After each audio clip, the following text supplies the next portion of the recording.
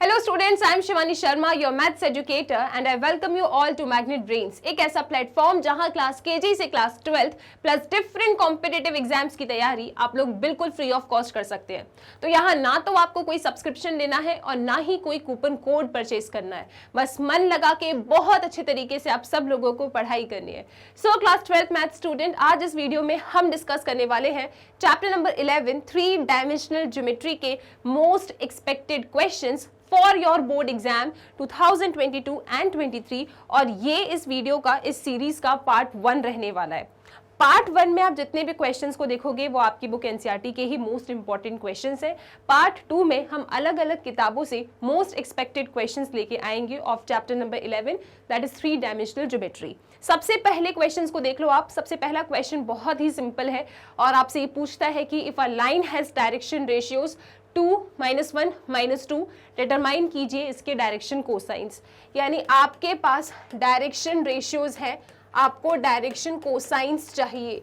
तो क्या मैंने आप लोगों को वन शॉट रिवीजन में ऐसा कोई रिलेशन पढ़ाया है कि मैं dr से dc तक कैसे जा सकती हूँ? डेफिनेटली हमारे पास फॉर्मूला है 2, -1, -2 हमारे पास क्या है जी? डायरेक्शन रेशियोज है। अगर हमको डायरेक्शन कोसाइन चाहिए तो हमें क्या कर देना है? 2/√, यहाँ लिखेंगे अपन 2 का स्क्वायर प्लस -1 का स्क्वायर प्लस -2 का स्क्वायर, ये एक आ गया। दूसरा क्या होगा अपने पास?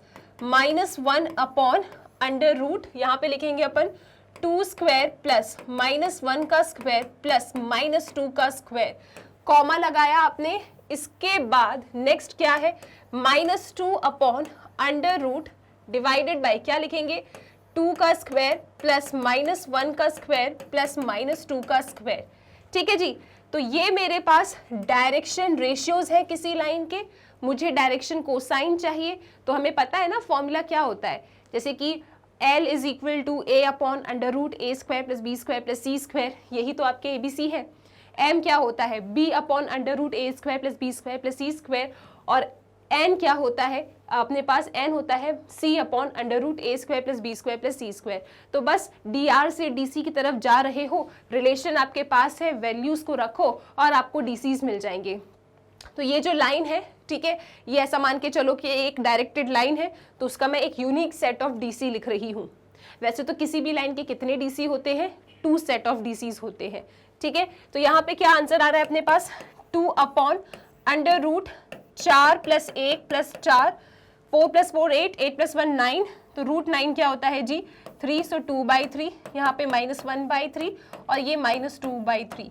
तो ये आ रहे हैं अपने पास इस लाइन के डायरेक्शन कोसाइन।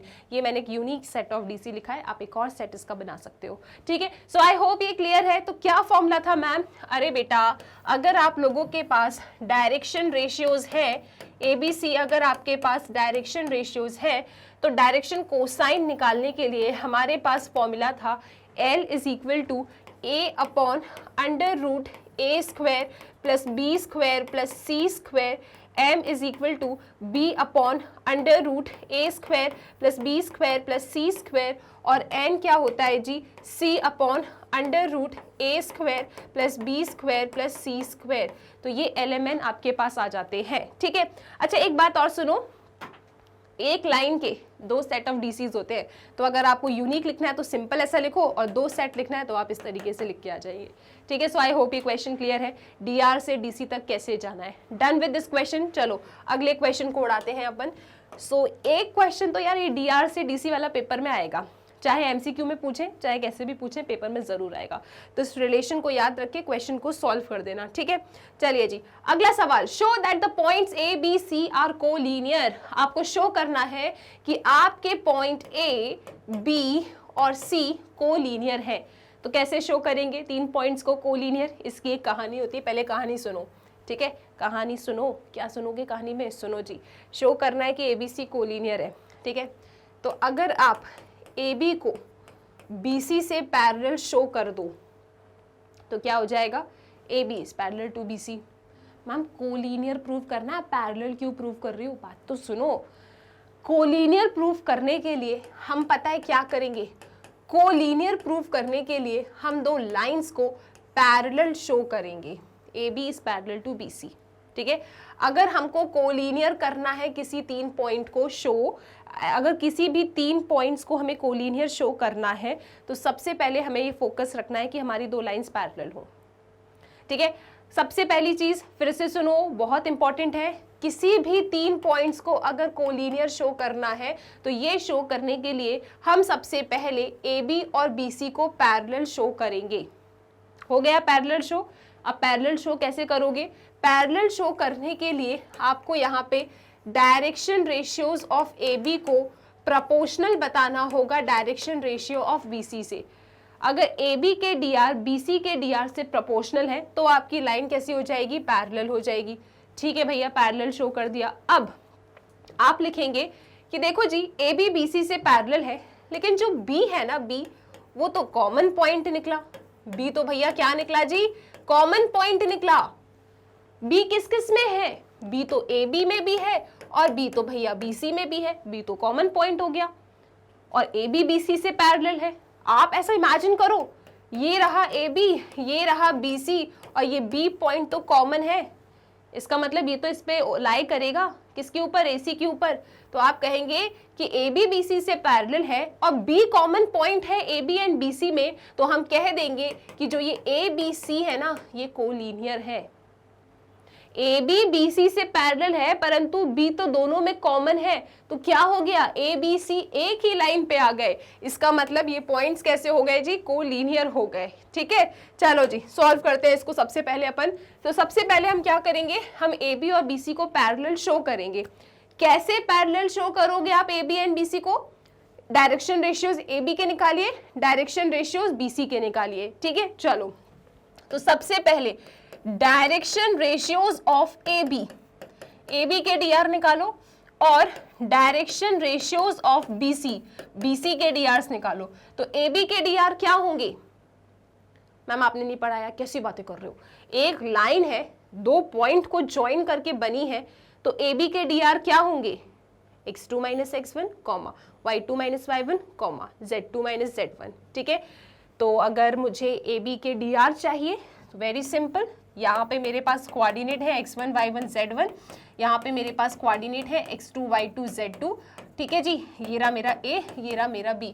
अगर मुझे AB के डायरेक्शन रेशियोज चाहिए तो x2 minus x1 comma y2 minus y1 comma z2 minus z1 comma, तो मुझे मेरे AB के DRs मिल जाएंगे। इसी लॉजिक से मैं अपने BC के भी DRs निकाल लूंगी। ठीक है, तो अगर एक लाइन 2 पॉइंट को ज्वाइन करके बनी है तो उसके DRs निकालने के लिए आपको क्या करना है? x2 minus x1 1 minus 2 minus 1, y2 minus y1 minus 5, z2 minus z1 7। ठीक है, 1 minus 2 minus 1, minus 2 minus 3 minus 5, 3 minus minus 4 7। तो ये मैंने अपने AB के DRs निकाल लिए। अब चलो BC के DRs निकालते हैं। तो BC के DRs कैसे निकालेंगे अपन? देखो जरा, ये रहा B पॉइंट, ये रहा C पॉइंट, तो दिस इज 1 माइनस 2 3, C के कोऑर्डिनेट्स है 3 8 माइनस 11। BC के DRs चाहिए तो 3 माइनस 1 2 हो जाएगा, 8 माइनस माइनस 2 10 हो जाएगा, माइनस 11 माइनस 3 माइनस 14 हो जाएगा। ठीक है, हमने BC के DRs निकाल लिए। अब क्लियरली आप अगर देखो ना, so minus half is equal to minus 5/10 is equal to 7/-14, ये सब के सब माइनस हाफ के बराबर है। इसका मतलब क्या हो गया? इसका मतलब ये हो गया direction ratios of AB is proportional, direction ratios of AB is proportional to direction ratios of BC। AB के DR BC के DR से प्रोपोर्शनल है। प्रोपोर्शनल है इसका मतलब क्या हो गया? AB पैरेलल हो गया BC से, परंतु B is a common point. B कैसा पॉइंट है जी? कॉमन पॉइंट है। B is common point in AB and BC। AB और BC में B तो भैया कॉमन पॉइंट है, देयरफॉर क्या हो गया? ABC are collinear. तो ABC कैसे हो गए जी? कोलिनियर हो गए। तो अगर मुझे 3 पॉइंट्स को कोलिनियर शो करना है तो मैं AB BC को पैरेलल कर दूंगी।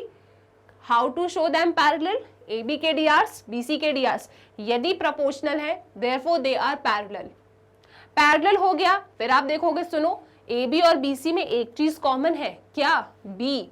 बी तो ए बी में भी है, बी तो बी सी में भी है। That means A B C lie करता है एक लाइन के ऊपर। पहले ए बी बी सी को पैरेलल किया, परंतु ये जो बी है ये तो कॉमन है, मतलब ए बी सी क्या हो गए, एक ही लाइन पे लाई कर रहे हैं, देयरफॉर दे आर कोलिनियर। ठीक है, चलो जी, एक कंसेप्ट को जितनी बार सुनोगे ना उतना याद रहेगा, क्योंकि आप लोग को बहुत कुछ पढ़ना पड़ता है, इसलिए थोड़ा चीजों को ना रिपीटेशन देखते हो आप। आ जाओ next question. Find the direction cosines of a line which makes equal angles with coordinate axis. ये रही मेरी कोऑर्डिनेट एक्सिस। अरे भाई म्यूचुअली परपेंडिकुलर तो बनाओ, ठीक है, चलो मान लो दे आर म्यूचुअली परपेंडिकुलर। ये रही मेरी कोऑर्डिनेट एक्सिस, ठीक है। सपोज कर लो आप लोग ये जा रही है कोई लाइन, तो ये लाइन पता है क्या कर रही है, ये लाइन इक्वल एंगल्स बना रही है कोऑर्डिनेट एक्सिस के साथ।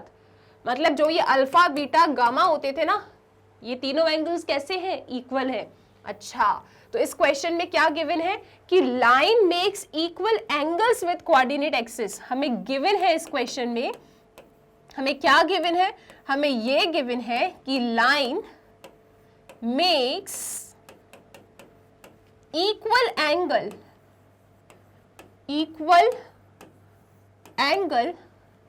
With coordinate axis. Coordinate axis के साथ लाइन हमारी इक्वल एंगल बना रही है, मतलब अल्फा बीटा गामा सब बराबर है ना। और हमको उस लाइन के डीसी बताना है, और हमें क्या दे दिया है कि लाइन कोऑर्डिनेट एक्सिस के साथ इक्वल एंगल बना रही है, आप उस लाइन के हमको डीसी बता दो। मैंने कहा अच्छा, अल्फा बीटा गामा बराबर है। यदि अल्फा बीटा गामा बराबर है तो cos alpha cos beta cos gamma भी बराबर होंगे। और मैं अगर गलत नहीं हूं तो कॉस अल्फा को एल कहते हैं, कॉस बीटा को एम कहते हैं, कॉस गामा को एन कहते हैं। They all are equal. ठीक है मैम, इससे तो ये साबित हो गया कि जो लाइन है उसके डीसीज बराबर है, परंतु क्या है मैम वो तो बताओ। Find the direction cosines of a line. Line के डीसीज बताओ। आपने बता दिया दे आर इक्वल, लेकिन वो किसके बराबर है, क्या है वो नंबर। तो ये जानने के लिए हमने क्या किया, बात तो ठीक कह रहे हो, लाइन कोऑर्डिनेट एक्सिस के साथ इक्वल एंगल बनाती है तो cos alpha cos beta cos gamma बराबर होंगे, तो एल एम एन भी बराबर होंगे। तो ये एलिमेंट क्या है, बराबर है, लेकिन किसके बराबर है, क्या है वो नंबर। तो मैंने कहा ये जानने के लिए हम डीसीज का रिलेशन लगाएंगे। हम सब लोग बहुत अच्छे से जानते हैं डीसीज के बारे में कि l square plus m square plus n square is equal to 1 होता है। हम जानते हैं ये चीज। और एलिमेंट कैसे हैं हमारे, बराबर है। इसका मतलब दिस इज एल स्क्वायर, मैं एम की जगह पे भी एल स्क्वायर और एन की जगह पे भी एल स्क्वायर डाल सकती हूँ। So L square plus L square plus L square क्या हो जाएगा, 3l square is equal to 1। तो एल स्क्वायर क्या हो जाएगा, 1/3। तो एल क्या हो जाएगा, प्लस माइनस 1/√3। तो अगर एल ये है बेटा तो एम भी यही है, एन भी यही है। तो जो डीसीज आ रहे हैं वो है plus minus √3 plus minus 1/√3 plus minus 1/√3। और हम जानते भी है, इसमें शॉक होने की ज़रूरत नहीं है, किसी भी लाइन के 2 सेट ऑफ डीसीज हो सकते हैं। तो मैंने 2 सेट ऑफ डीसीज बता दिए। ठीक है, सिंपल है क्वेश्चन, बस क्वेश्चन को पढ़ते चलो। वन शॉट में हमने जितना भी कंसेप्ट रिवाइज किया था ना, आपका वन शॉट बिल्कुल डिटेल्ड वन शॉट था, ऐसा नहीं एकदम ऊपर ऊपर से चीज़ें। अगर मान लो आपने 3D NCERT से भी नहीं पढ़ा है ना, वन शॉट देख लोगे आपको पूरी क्लैरिटी मिल जाएगी कि क्या क्या चीज़ें हैं, कैसे सॉल्व करना है। तो यहाँ पे वही था कि एक लाइन कोऑर्डिनेट एक्सिस के साथ इक्वल एंगल बना रही है, मतलब उसका अल्फा बीटा गामा बराबर है। तो अगर अल्फा बीटा गामा बराबर है तो भैया cos alpha cos beta cos gamma भी बराबर होगा। और अगर cos alpha cos beta cos gamma बराबर है तो एल एम एन भी बराबर होंगे। फिर तो रिलेशन आ जाओ अपने डीसीज के। रिलेशंस क्या होते हैं डीसी का, l square plus m square plus n square equal to 1। All are equal, हमको हमारा एल मिल गया, एम मिल गया, एन मिल गया, कहानी खत्म होगी इस क्वेश्चन की। सो आई होप ये क्लियर है। चलो अगले सवाल की तरफ, that is question number 4। Question number 4 कहता है find the direction cosines of the side of a triangle whose vertices are this this this. एक ट्राइंगल है मेरे पास, ठीक है ना, ट्राइंगल है ए बी सी, ये तो मैंने ऐसे ही बना दिया है, ठीक है। एक ट्राइंगल है ए बी सी और उसकी वर्टाइसिस है मेरे पास 3, 5, -4, -1, 1, 2 और ये है -5, -5, -2, ठीक है। सो ये रहा ट्राइंगल एबीसी, उसकी वर्टाइसिस 3, 5, -4, -1, 1, 2, -5, -5, -2। अब मुझे इस ट्राइंगल के साइड्स के डीसी बताने हैं। ट्राइंगल में कितनी साइड होती है जी? 3 साइड्स होती है। तो ये 3 साइड्स, इन 3 लाइंस की मुझे डीसी बताने हैं। तो मुझे AB का डीसी, BC का डीसी और AC का डीसी बताना है, ठीक है। मुझे बताना है direction cosines of the sides of the triangle. Triangle के तीनों साइड्स के मुझे डीसीज बताने हैं। हमने कहा ठीक है, बता देते हैं। कैसे बताएंगे? अरे याद करो ना, अगर एक लाइन है मेरे पास, उसके मेरे पास कोऑर्डिनेट्स गिवन है ना जी। एक लाइन के अगर मेरे पास कोऑर्डिनेट्स गिवन है तो ऐसी लाइन के, एक लाइन जो 2 पॉइंट्स को ज्वाइन करके बनी है, ऐसी लाइन के डीसीज क्या होते हैं? ऐसे लाइन के डीसीज होते हैं मेरे पास x2 - x1 divided bye AB की length, y2 - y1 divided bye AB की length, z2 - z1 divided bye AB की लेंथ। ये इक्वल टू का निशान क्यों बना दिया मैंने? कॉमा है वो, है ना, गलती को माफ करें, कॉमा था बेटा वो, ठीक है। वो लाइन पढ़ा के इक्वेशन ऑफ लाइन, उसमें ऐसी कुछ इक्वेशंस अपन पढ़ते हैं तो वहाँ पे ना इक्वालिटी का साइन आता है, इसलिए गलती से इक्वालिटी का साइन बना दिया, अदरवाइज ये कॉमा है। डीसीज बताने हैं आपको एक लाइन के, तो एक ये होगा, एक ये होगा और एक ये होगा, ठीक है। क्या क्या होंगे किसी लाइन के DCs? x2 - x1 divided by length of that line, y2 - y1 divided by length of that line, z2 - z1 divided by length of that line. और ये लेंथ कैसे निकालते हो? डिस्टेंस फॉर्मूला से। तो AB की अगर लेंथ निकालना है तो बेसिकली हमको डिस्टेंस फॉर्मूला लगाना है। डिस्टेंस फॉर्मूला क्या है जी? x2 - x1 का whole square plus y2 - y1 का whole square plus z2 - z1 का होल स्क्वायर। तो ये लगा दो डिस्टेंस फॉर्मूला, तो यहाँ पर रख देना, आपको AB के डीसीज मिल जाएंगे। और सेम लॉजिक आपको BC और CA में लगाना है। इस तरीके से आपको ट्राइंगल के तीनों साइड्स के डीसीज मिल जाएंगे। एनी समस्या? कंसेप्ट क्लियर है? क्वेश्चन को सॉल्व करें। चलो अब पूरा क्वेश्चन सॉल्व कराती हूँ। एक बार मैंने आपको पूरा कंसेप्ट रिकॉल करा दिया, ठीक है। डीसीज निकालने हैं। सबसे पहले चलो अपन बात करेंगे डायरेक्शन कोसाइन ऑफ AB। चलो बेटा AB के डीसीज निकालते हैं। डायरेक्शन कोसाइंस ऑफ AB, ठीक है। x2 - x1 -1 -3 divided by AB की लेंथ। तो पहले मैं AB की लेंथ निकाल लेती हूँ। AB की लेंथ क्या होगी जी?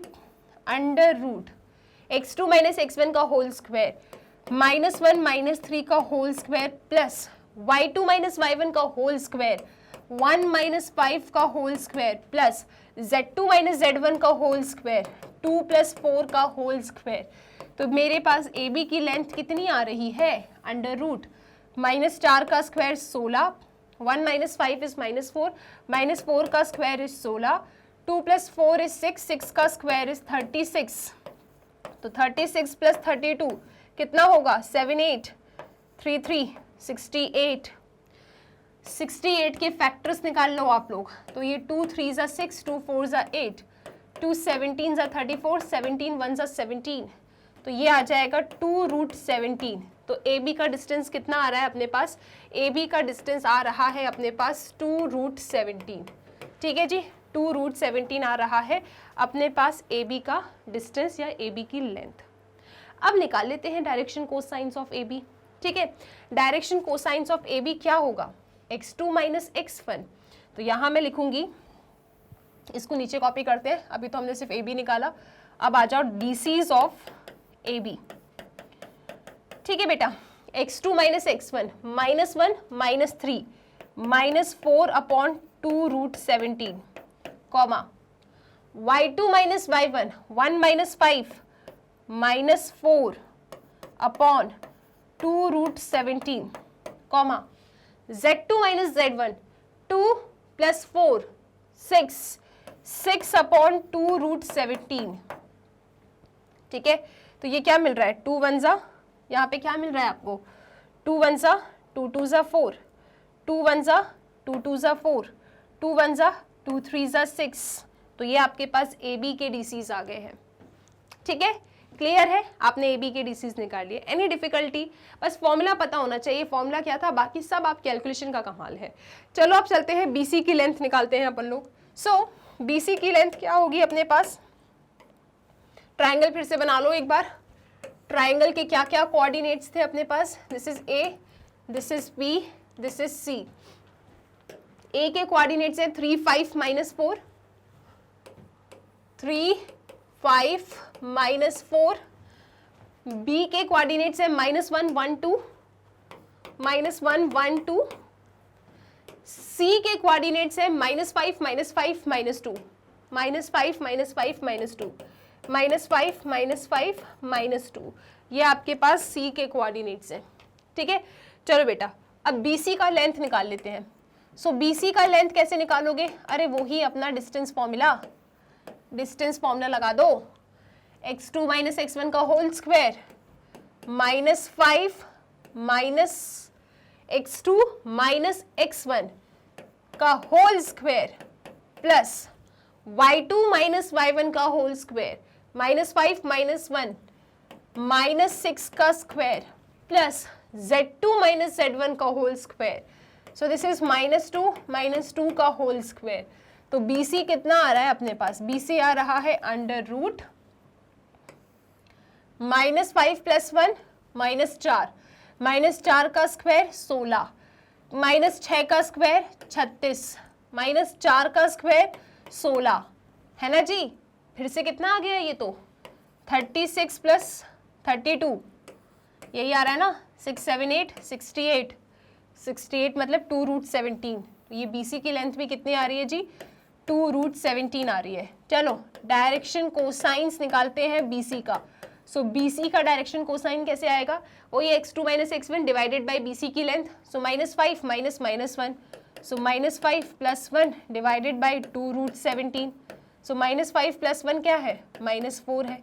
फिर y2 - y1, so -5 -1 divided by 2√17 कितना होगा जी, -6, कॉमा z2 - z1 -2 कितना, -4 डिवाइडेड बाय 2√17।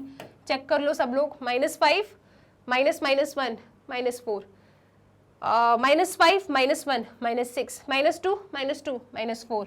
तो ये आ रहा है अपने पास 2 1 जा 2 2 जा 4, 2 1 जा 2 3 जा 6, 2 1 जा 2 2 जा 4। ठीक है, ये BC के DCs आ गए, है ना। अब CA के DCs निकालते हैं। तो सबसे पहले आप लोग CA की लेंथ निकालेंगे। सो लेंथ निकालने के लिए क्या करोगे, वही डिस्टेंस फॉर्मूला लगा दो। सो 3 - -5, 3 + 5 8, 8 का स्क्वायर 64 प्लस, फिर क्या कर रहे हैं CA 5 -5 मतलब 5 + 5 दैट मीन्स 10, 10 का स्क्वायर 100, -4 -2 -4 + 2 -2 का स्क्वायर 4। ठीक है, डिस्टेंस फॉर्मूला लगाया है बस मैंने, CA का डिस्टेंस निकालना है।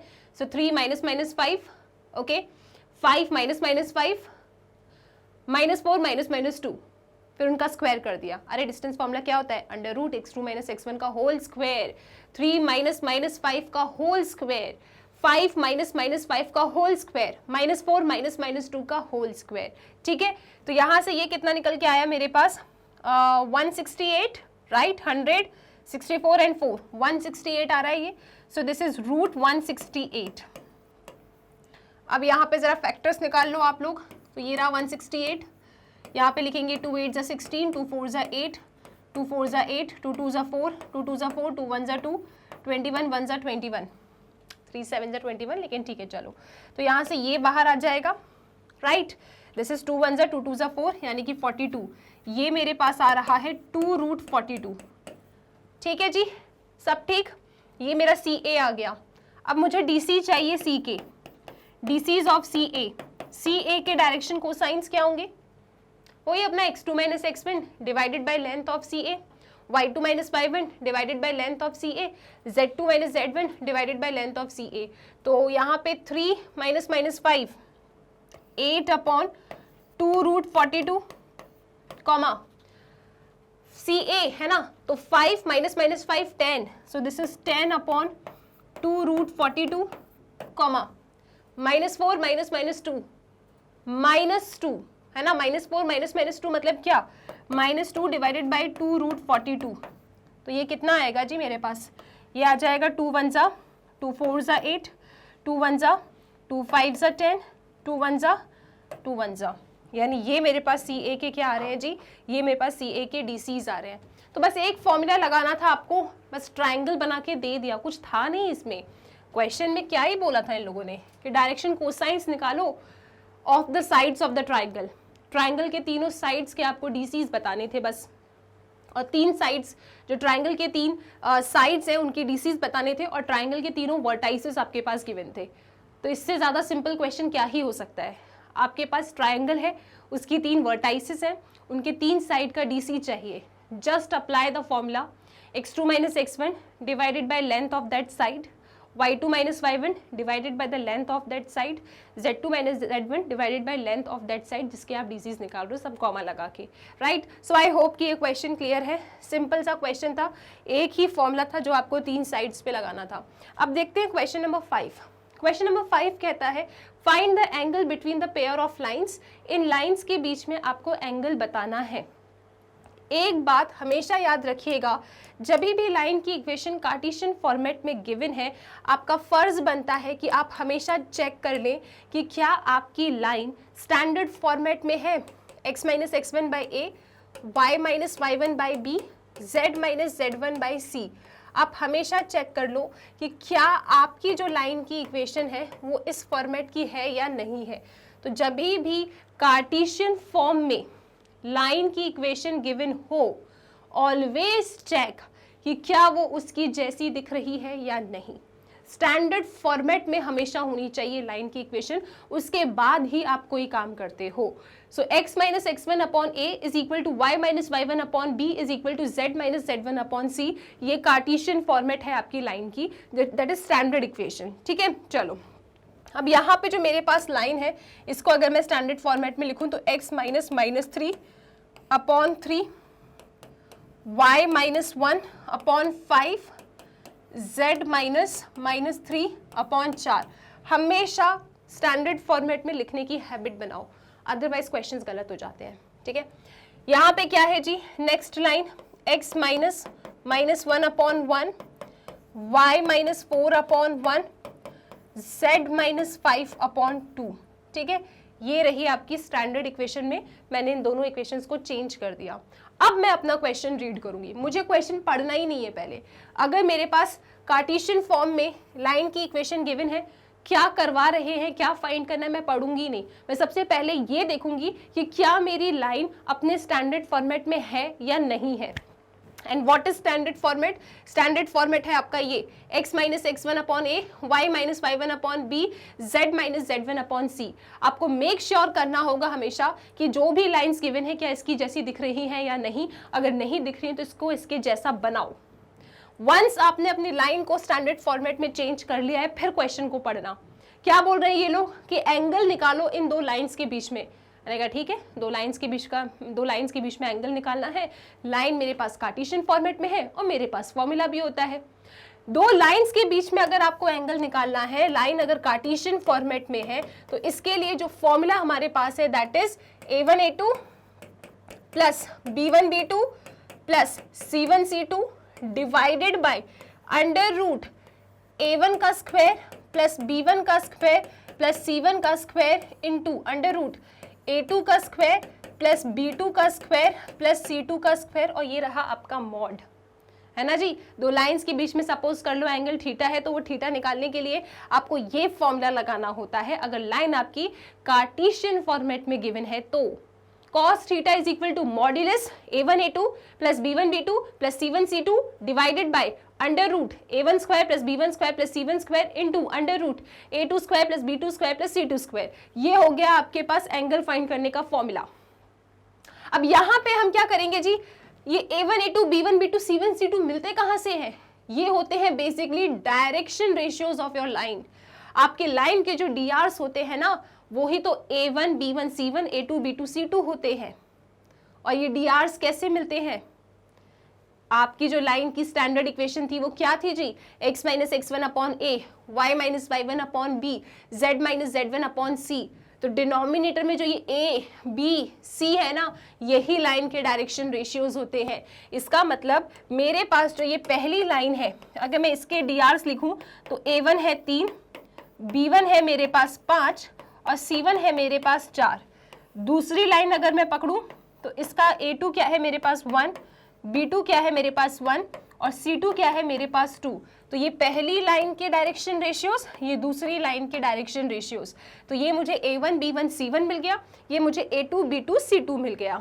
ठीक है, अब उठा के बस यहाँ पे वैल्यूज डालनी है आपको और आपको मिल जाएगा दो लाइंस के बीच का एंगल। ऑल गुड, चलो फटाफट फाइंड कर लेते हैं अपन। सो हम यहाँ लिखेंगे cos theta is equal to A1 A2 3 into 1 3, B1 B2 5 into 1 5, C1 C2 4 2 जा 8 divided by under root A1 square plus B1 square plus C1 square under root 3 का स्क्वायर 5 का स्क्वायर 4 का square into under root A2 square plus B2 square plus C2 square. तो 1 का square 1 का square 2 का square. कितना आ रहा है जी? ये आ रहा है आपके पास 5 3 8 8 8 16। ठीक है, 16 9 25 25 25 50 4 5 6। सिंप्लीफाई कर ले इसको। 50 को लिख सकते हैं 5 इंटू 10 है ना जी। 50 को क्या लिख सकते हैं 5 इंटू 10, ऐसे लिख सकते हैं ना। और 10 को क्या लिख सकते हैं 2 इंटू 5। 6 को क्या लिख सकते हैं 2 इंटू 3। 2 5 है रूट के अंदर, एक बाहर निकाल लो तो cos थीटा क्या आ रहा है जी? ये एक्यूट एंगल मिल रहा है, मॉड बनाया, अब मॉड हटा दो, सब पॉजिटिव ही है। तो this is equal to 16 upon 5 root 2 और इसको तोड़ दो रूट 2 रूट 3। रूट 2 क्या होता है जी? रूट टू 2 होता है जी। So 5 into 2 and this is root 3। तो क्या मिलेगा 2 1 जा 2 8 जा 16, यानी आपको क्या मिल रहा है 8 upon 5 root 3। 8 upon 5 root 3 cos theta आ गया। तो यहां से मैं कहूं कि थीटा कितना आएगा, तो थीटा आएगा cos inverse 8 upon 5 root 3। So I hope कि आपको एंगल निकालना आ गया है।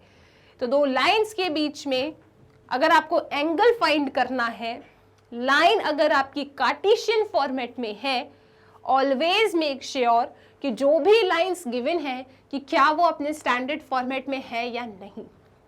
अगर नहीं है, make it in standard format. What is standard format of a line? X minus x1 upon a is equal to y minus y1 upon b is equal to z minus z1 upon c. ठीक है, फिर ये जो a b c है ना, यही आपके lines के DRs होते हैं। और दो लाइंस जो कार्टेशियन फॉर्मेट में गिवन है, उनके बीच का अगर एंगल थीटा आपको फाइंड करना है, then we have the formula cos theta is equal to mod A1 A2 plus B1 B2 plus C1 C2 divided by under root A1 square plus B1 square plus C1 square into under root A2 square plus B2 square plus C2 square। सारी values उठा के substitute कर दो। पहली line से A1 B1 C1 denominator में जो लिखे हैं वो DRs हो गए। दूसरी लाइंस में जो डिनोमिनेटर में लिखा है A2 B2 C2 वो आपके DRs हो गए। Just put them in the formula और आपको मिल जाएगा theta, that is cos inverse 8 upon 5 root 3। यदि आप रैशनलाइज करना चाहें तो रैशनलाइज भी कर सकते हो, इतना भी रुकोगे ना तो भी वेल एंड गुड, सब कुछ ठीक है। राइट, सिंपल सा क्वेश्चन था। चलिए जी, फॉर्मूला बस याद रखना है। अगला क्वेश्चन देखें आप। अगला क्वेश्चन है कि शॉर्टेस्ट डिस्टेंस निकालना है between lines L1 and L2 whose vector equations are given here. ठीक है, वेक्टर इक्वेशंस आपके सामने है, आपको बस शॉर्टेस्ट डिस्टेंस निकाल के दे देना है। तो हमने कहा ठीक है जी, आओ फटाफट पहले लाइन को देख लें। तो लाइन मेरे पास है r vector is equal to I cap plus J cap plus lambda 2i cap minus J cap plus के कैप। एक लाइन ये है। दूसरी लाइन क्या है मेरे पास, r vector is equal to 2i cap plus J cap minus K cap plus mu 3i cap minus 5j cap plus 2k cap, ये दूसरी लाइन हो गई आपके पास।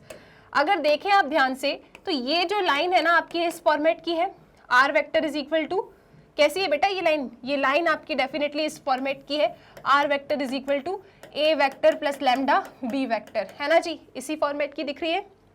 तो यहाँ से अगर मैं कंपेयर करूँ तो यहाँ पे जो मेरा A1 वेक्टर आ रहा है वो है i cap plus J cap, और जो मेरा B1 वेक्टर आ रहा है that is equal to 2i cap minus J cap plus के कैप। फिर बात करें अगर यहाँ पे तो मेरा जो A2 वेक्टर आ रहा है वो ये है, क्या नाम है इसका, 2i कैप प्लस जे कैप माइनस के कैप, और जो मेरा B2 वेक्टर आ रहा है बेटा वो जो म्यू के बाद लिखा है वो है that is 3i cap minus 5j cap plus 2k cap. ठीक है, तो हमने अपनी लाइन का वेक्टर इक्वेशन लिखा। हम जानते हैं वेक्टर इक्वेशन क्या होता है लाइन का, r vector is equal to A vector plus lambda B vector. तो मैंने कहा ठीक है, दो लाइन है तो ये A1 वेक्टर, ये B1 वेक्टर, ये A2 वेक्टर, ये उसका B2 वेक्टर मिल गया। अब इन दो लाइंस के बीच में शॉर्टेस्ट डिस्टेंस निकालना है। तो शॉर्टेस्ट डिस्टेंस हमने तीन टाइप की लाइंस के बारे में पढ़ा है जी, एक इंटरसेक्टिंग लाइन, एक पैरेलल लाइन और एक स्क्यू लाइंस। ठीक है, तो यहाँ पे सबसे पहले मुझे पहचानना होगा कि मेरी जो ये लाइन है ये स्क्यू लाइन है या पैरेलल लाइन है। तो कोई भी लाइन पैरेलल कब होती है, जब दोनों लाइन के ये बी वेक्टर सेम हो या प्रोपोर्शनल हो। जब मैं इनके B1 B2 को देख रही हूँ ना तो दूर दूर तक ये प्रोपोर्शनल भी नहीं है, सेम भी नहीं है। ठीक है, मतलब these two lines are skew lines. कैसी लाइन्स है ये, स्क्यू लाइन्स है। अब मुझे शॉर्टेस्ट डिस्टेंस निकालना है दो स्क्यू लाइन्स का, and we have the formula. दो स्क्यू लाइन्स के बीच में यदि आप शॉर्टेस्ट डिस्टेंस निकालना चाहते हो तो आपके पास फॉर्मूला होता है कि D is equal to modulus, क्या लिखते हैं बेटा यहाँ पे, मॉड्यूलस बोले आगे आप, यहाँ लिखा जाता है B1 vector cross B2 vector, ठीक है ना, dot A2 vector minus A1 vector divided by magnitude of B1 vector cross B2 vector. तो ये शॉर्टेस्ट डिस्टेंस होता है दो स्क्यू लाइंस के बीच में। ठीक है, अब यहाँ पे आप क्या करें, यहाँ पे अब आप क्या करें, A2 माइनस A1 वेक्टर निकाल ले। ठीक है, तो चलिए जी A2 vector minus A1 vector निकालें फटाफट। सो A2 vector minus A1 vector, देखो जब आपने पहचान लिया ना लाइंस पैरेलल नहीं है, स्क्यू लाइंस है, और आपको फॉर्मूला याद है, फॉर्मूला लिख दिया, अब आप उनको कोई दिमाग नहीं लगाना है। अब जो जो क्वांटिटी यहाँ लिखी है बस वो फाइंड करो, फॉर्मूले में रखो और शॉर्टेस्ट डिस्टेंस बता दो, बस इतना सही काम है। और एक शॉर्टेस्ट डिस्टेंस का क्वेश्चन तो ज़रूर आएगा। और मैथ्स में हमारी हैबिट होनी चाहिए कि हमें कंसेप्ट पता है। ज़रूरी नहीं कि यही question same to same paper में आ जाए, लेकिन अगर शॉर्टेस्ट डिस्टेंस का कोई सवाल आएगा तो कंसेप्ट तो हमारे दिमाग में है ना, क्वेश्चन तो हम सॉल्व कर लेंगे। तो इस क्वेश्चन का ना सिर्फ यही मोटिव है कि भैया सीखना है हमको कि how to find the shortest distance, हमें पता तो चले प्रोसीजर क्या है। अब यहीं पे अगर मान लो ये लोग वैल्यूज बदल देंगे तो क्या हम फाइंड नहीं कर पाएंगे, हम बिल्कुल फाइंड कर लेंगे। ठीक है, चलिए जी, तो यहाँ पे A2 vector minus A1 vector क्या आएगा, कैसे माइनस करते हैं दो वेक्टर को, आई कैप के आई कैप से, जे कैप के जे कैप से, के कैप के के कैप से सब्ट्रैक्ट होंगे। तो यहाँ पे 2i minus I cap, J cap minus J cap उड़ गया, तो लिख दूं क्या 0 J cap, minus K cap nothing, तो माइनस के कैप। तो मेरे पास ये क्या आ रहा है जी, I cap minus K cap आ रहा है, चेक करो, 2i minus I, J minus J 0, minus K cap nothing, तो minus K cap. A2 vector minus A1 vector आ गया। अब चलो B1 क्रॉस B2 वेक्टर निकालते हैं अपन। So B1 vector cross B2 vector is equal to, यहां पे लिखेंगे अपन आई कैप, जे कैप, के कैप। ठीक है ना, अब यहां पे देखो B1 वेक्टर क्या है मेरा, ये, और ये है B2 वेक्टर। सो B1 क्रॉस B2 करना है तो पहले आई जे के कैप के कोएफिशिएंट्स लिखें आप B1 वेक्टर के, 2 minus 1 1, so this is 2 minus 1 1। B2 vector के लिखें 3 minus 5 2, so this is 3 minus 5 2। तो क्या आएगा जी, पहली रो के अलॉन्ग एक्सपेंड करेंगे, पॉजिटिव नेगेटिव पॉजिटिव, इस डिटर्मिनेंट को सॉल्व करना है। So this is I cap, पहली रो पहले कॉलम को छुपाओ, minus 1 into 2 minus 2, subtraction 1 into minus 5 minus 5, तो ये प्लस 5 हो जाएगा। Then this is minus J cap, पहली रो दूसरे कॉलम को छुपाओ, 2 2 जा 4, 3 1 जा 3, प्लस के कैप, ओके। पहली रो लास्ट कॉलम को छुपाओ, 2 इंटू -5 -10 सब्ट्रैक्शन -1 इंटू 3 -3, तो ये +3 हो जाएगा। सो यहाँ पे मैं देख रही हूँ कि B1 vector cross B2 vector मेरे पास क्या आ रहा है जी, मेरे पास आ रहा है 3i cap -j cap -7k cap. So this is our B1 vector cross B2 vector. फॉर्मूले में इसकी डिमांड थी, साथ ही साथ इसके मैग्नीट्यूड की भी डिमांड थी। तो चलो बेटा इसका मैग्नीट्यूड निकाल लें अपन। तो इसका मैग्नीट्यूड क्या होगा, आई कैप जे कैप के कैप के कोएफिशिएंट्स के स्क्वायर का sum.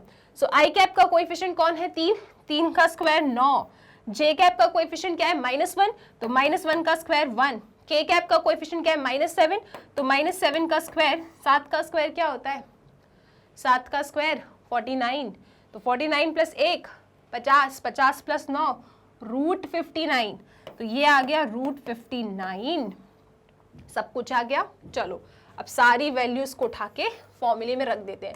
So D distance is equal to modulus B1 cross B2 कितना है बेटा, 3i cap -j cap -7k cap, इसका डॉट आप लेंगे A2 A1 वेक्टर से, which is i cap -k cap, i cap -k cap, ठीक है ना। डिवाइड कर दो magnitude of B1 cross B2, that is √59, तो कितना आ जाएगा ये, और डॉट प्रोडक्ट ले ले, i dot i 1, j dot j 1, k dot k 1, i dot j 0, तो सेम डॉट सेम होगा तो ही 1 होगा, अदरवाइज 0 होगा। सो 3i डॉट i 3 हो जाएगा बेटा, j के लिए कोई है नहीं तो 0, minus minus plus 7k dot k cap, तो 7 इंटू 1 इज 7, तो यहाँ पे मेरे पास आया 7, और ये रहा √59, मॉड हटा सकते हो, पॉजिटिव वैसे भी आ रहा है, 7 3 10, तो जो डिस्टेंस आ रहा है दैट इज 10 अपॉन √59 यूनिट्स, तो ये आपका डिस्टेंस आ रहा है, शॉर्टेस्ट डिस्टेंस, ठीक है। तो बस फॉर्मूला याद है, अभी कितना भी घुमा दें, कितना भी घुमा दें, कुछ भी नंबर यहाँ वहाँ कर दें, कहाँ अटकोगे आप लोग, कर दोगे ना सॉल्व। कमेंट सेक्शन में बताना कि अगर मुझे दो लाइंस शो करनी है, वो इंटरसेक्ट करती है या नहीं, तो मैं कैसे शो कर सकती हूँ यूजिंग ये वाला कुछ फॉर्मूला, ठीक है। आपको कमेंट सेक्शन में बताना है, मैंने तो 1 शॉट में रिवाइज करवाया है, राइट। चलिए जी, सो आई होप ये क्वेश्चन क्लियर है, क्या ही घुमा के दे देंगे, शॉर्टेस्ट डिस्टेंस का एक सवाल पेपर में डेफिनेटली डेफिनेटली डेफिनेटली आएगा। तो अगर वैल्यूज बदल दी तो क्या आप सॉल्व नहीं कर पाओगे क्या, मुझे आपसे आपके ऊपर ज्यादा विश्वास है, जितना आपको विश्वास है ना उससे ज्यादा विश्वास मुझे आप लोग के ऊपर, कुछ भी हो जाएगा यहाँ पे, वैल्यूज इधर उधर आप सॉल्व कर दोगे, ठीक है। स्टेप्स तो वही है ना। चलो आगे चलते हैं नेक्स्ट क्वेश्चन पे, दैट इज क्वेश्चन नंबर 7। लो बेटा डिस्टेंस निकाल दो दो लाइंस के बीच में, इन दो लाइंस के बीच में डिस्टेंस निकालना है हमको। हमने कहा ठीक है जी, r vector is equal to this, lambda this, r vector is equal to this, mu this. अरे मैम यहाँ तो जब हम ये घूर के देख रहे हैं ना मैडम, ये मैम ये तो सेम है, इसका मतलब क्या हो गया, इसका मतलब तो ये हो गया कि ये दोनों लाइंस पैरेलल हैं, या तो ये दोनों बी वेक्टर सेम दिख जाए या फिर प्रोपोर्शनल हो जाए, समझ जाना, इट इज पैरेलल लाइंस। और दो पैरेलल लाइंस के बीच में शॉर्टेस्ट डिस्टेंस क्या होता है, दो पैरेलल लाइंस के बीच में शॉर्टेस्ट डिस्टेंस निकालते हैं अपन magnitude B vector cross A2 vector minus A1 vector, magnitude, modulus नहीं मैग्नीट्यूड कह रही हूं। कोई बताएगा क्यों मैग्नीट्यूड कह रही हूं, क्योंकि यहाँ पे मैम ये वेक्टर है, ये वेक्टर है, दो वेक्टर के बीच में क्रॉस ले रहे हो, और result of cross product of two vectors is a vector. Distance में वेक्टर थोड़ी लिख कर आएंगे, कोई स्केलर नंबर लिखेंगे, तो वो स्केलर नंबर लिखने के लिए यहाँ पे मैग्नीट्यूड का निशान बनाया है, and magnitude is always positive, तो पॉजिटिव नेगेटिव का कोई केस ही नहीं बनता है ना मैडम, पॉजिटिव ही होगा, ठीक है। So this is magnitude, why, because इनके बीच में क्रॉस लगा है, एंड दो वेक्टर का क्रॉस एक वेक्टर देता है आंसर में।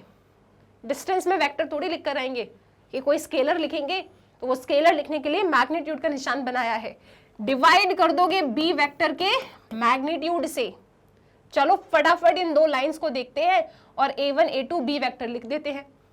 तो ये पहले गिवन है, so this is A1, this is b vector, फिर बाद में ये लिखा है तो ये बेटा ये A2 वेक्टर हो जाएगा, ये आपका B वेक्टर ही हो जाएगा। तो चलो जी फटाफट लिख देते हैं अपन। हमारे पास A1 वेक्टर कितना आ रहा है जी, I cap plus 2 J cap minus 4 K cap. हमारे पास A2 वेक्टर कितना आ रहा है जी, 3I cap plus 3J cap minus 5K cap. Check करो आप, हमारे पास A1 वेक्टर क्या है, I cap plus 2J cap minus 4K cap, और A2 वेक्टर क्या है, 3I cap plus 3J cap minus 5K cap. और मेरे पास B वेक्टर कितना है बेटा, मेरे पास B वेक्टर है 2I cap plus 3J cap plus 6K cap. सारी वैल्यूज डाल दें यहाँ पे, चलो सारी वैल्यूज डालते हैं इधर अपन। सो यहाँ पे सबसे पहले जो शॉर्टेस्ट डिस्टेंस D है that is magnitude. B vector क्या है, 2I cap plus 3J cap plus 6K cap. इस वेक्टर का क्रॉस लेना है A2 माइनस A1 से, तो ठीक है, A2 minus A1 3I minus I, 2I cap 3J minus 2J, J cap minus 5K minus minus 4 minus K cap. Check कर लो सब लोग, चेक करो जल्दी से चेक करो। हाँ मैम सही माइनस किया है, नहीं आपको चेक करना पड़ेगा। आओ, 3 में से 1 गया 2 लिखा है, 3 में से 2 गया 1, ठीक है, minus 5 minus minus 4 minus 5 plus 4 minus 1, ठीक है जी। फिर B वेक्टर का मैग्नीट्यूड, तो B वेक्टर का मैग्नीट्यूड क्या होगा, अंडर रूट के अंदर I cap J cap K cap के कोएफिशिएंट्स के स्क्वायर का सम। 2 का स्क्वायर 4, 3 का स्क्वायर 9, 6 का स्क्वायर 36, 36 प्लस 4 कितना होता है 40, 40 प्लस 9 49, रूट 49 इज 7। ये काम तो हो गया। अब इनका क्रॉस लेना है जी, चलो डिटर्मिनेंट की तरफ आओ, जरा इनका क्रॉस लेकर आते हैं। So this is B vector cross A2 vector minus A1 vector is equal to, यहाँ बनाओगे determinant I cap J cap K cap. सबसे पहले B वेक्टर के कोएफिशिएंट्स 2 3 6, फिर आपके A2 माइनस A1 के कोएफिशिएंट्स 2 1 माइनस 1। चलो बेटा फटाफट सॉल्व करें। सो I कैप क्या होगा, पहली रो पहले कॉलम को छुपाओ, 3 इंटू माइनस 1 माइनस 3, बीच में subtraction, 6 into 1 is 6, minus J cap पहली रो दूसरे कॉलम को छुपा लो, 2 इंटू माइनस 1 माइनस 2 माइनस 6 2 ज़ा 12 प्लस K कैप पहली रो लास्ट कॉलम को छुपाओ, 2 इंटू 1 2 माइनस 3 2 ज़ा 6, तो minus 3 minus 6 minus 9 minus 9 I cap plus 14 J cap minus 4 K cap. ये आ रहा है आपके पास B vector cross A2 minus A1 vector. देखा, कहा था ना मैंने, 2 वेक्टर का क्रॉस वेक्टर मिलेगा तो डिस्टेंस में वेक्टर थोड़ी लिखकर आएंगे, मैग्नीट्यूड निकालेंगे। तो ये किसका निशान है, मैग्नीट्यूड का। चलो मैग्नीट्यूड फाइंड करते हैं। तो इसका जो मैग्नीट्यूड है B vector cross A2 vector minus A1 vector, बेटा मैग्नीट्यूड क्या आएगा इसका, अंडर रूट के अंदर I cap J cap K cap के कोएफिशिएंट्स के स्क्वायर का सम। तो माइनस 9 का स्क्वायर 81, 14 का स्क्वायर 196, 4 का स्क्वायर 16, कितना आ रहा है जी, कितना आ रहा है 196 प्लस 16 प्लस 81, 6 6 12 12 1 13, 9 10 18 19, रूट 293 अपॉन 7, ठीक है ना। तो इनका क्रॉस लेके मैग्नीट्यूड निकाला, कितना आ रहा है जी 293, सो रूट 293 अपॉन 7। सो जो शॉर्टेस्ट डिस्टेंस आ रहा है, कहाँ लिखूँ मैं आंसर, इधर ही लिख देती हूँ। जो शॉर्टेस्ट डिस्टेंस आ रहा है that is root 293 upon 7 units, ठीक है ना। क्लियर है सब कुछ। ये रहा फॉर्मूला, A2 माइनस A1 निकाला, B वेक्टर है, B वेक्टर का इससे क्रॉस लो, फिर उसका मैग्नीट्यूड निकालना और उसी के ही मैग्नीट्यूड से डिवाइड कर देना। कैसे पता चला लाइन्स पैरेलल हैं, क्योंकि दोनों के B वेक्टर सेम है, और अगर प्रोपोर्शनल भी होते तो भी लाइन्स पैरेलल होती, ठीक है। जस्ट अप्लाई दिस फॉर्मूला, उड़ा दो क्वेश्चन को। चलिए अगले सवाल की तरफ आ जाओ। अगले क्वेश्चन को उठाते हैं अपन, दैट इज क्वेश्चन नंबर 7 के बाद कहाँ पे, ये किया था ना, क्वेश्चन नंबर 8। क्वेश्चन 8 भी कहता है कि भैया शॉर्टेस्ट डिस्टेंस निकाल दो लाइंस के बीच में जिसकी वेक्टर इक्वेशन हम आपको दे रहे हैं। मैम ये तो ऐसा है ही नहीं जैसा पढ़ा था। हाँ, तो आपने क्या सीखा था? मैम हमने ये सीखा था कि जो वेक्टर इक्वेशन होती है ना लाइंस की, वो तो मैम इस फॉर्मेट की होती है, are vector is equal to A vector plus lambda B vector. Ma'am ये लाइन तो वैसे ही दिख ही नहीं रही, अब क्या करें? तो बना नहीं पाएंगे क्या अपन? क्या मैं अपनी इन दो लाइंस को ऐसे वाले फॉर्मेट में नहीं बना सकती? यहाँ पे लैम्डा का रोल प्ले कर रहा है टी और यहाँ पे म्यू का रोल प्ले कर रहा है एस, है ना? अगर किसी को याद हो तो ये बेसिकली क्या ही होता था, r vector is equal to x1 i cap, y1 j cap, z1 k cap plus lambda. B vector को क्या ही लिखती थी मैं, a1 i cap, b1 j cap, c1 k cap, है ना? और कह देते ये a वेक्टर है, ये b वेक्टर है। ऐसा ही होता था ना। तो इन लोगों ने क्या किया, आपको ना ऐसा अरेंज करके नहीं दिया, ऐसा एक एंटायर वेक्टर इक्वेशन बना के दे दी है, राइट? अब आप इसे अरेंज कर लो, पहले ए वेक्टर फिर लैम्डा बी वेक्टर में लिख लो। कैसे लिखेंगे सुनो, कुछ भी डिफिकल्ट नहीं है, बहुत इंपॉर्टेंट है इक्वेशन। पहली लाइन को पकड़ते हैं, r vector is equal to I cap J cap के कैप, ब्रैकेट्स के अंदर कर दो इनका मल्टीप्लिकेशन, ठीक है? तो क्या बनेगा, ये 1 इंटू आई कैप, यहां पे minus T I cap plus T J cap minus 2 J cap, ठीक है ना? बीच में साइन किसका था, माइनस का, plus 3 K cap minus 2t के कैप। अब एक काम करो, t वाले टर्म्स को एक तरफ, बिना t वाले टर्म्स को एक तरफ लिख लो।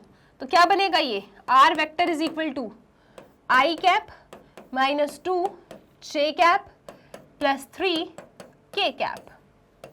अब आप माइनस टी कॉमन ले लो, ठीक है? कहाँ से कॉमन लिया अपन ने, एक t वाला टर्म ये है, एक ये है और एक t वाला टर्म ये है।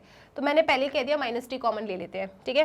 तो मैं इसको कैसे लिख सकती हूँ, मैं इसको लिख सकती हूँ आई कैप माइनस जे कैप प्लस 2 के कैप, ठीक है?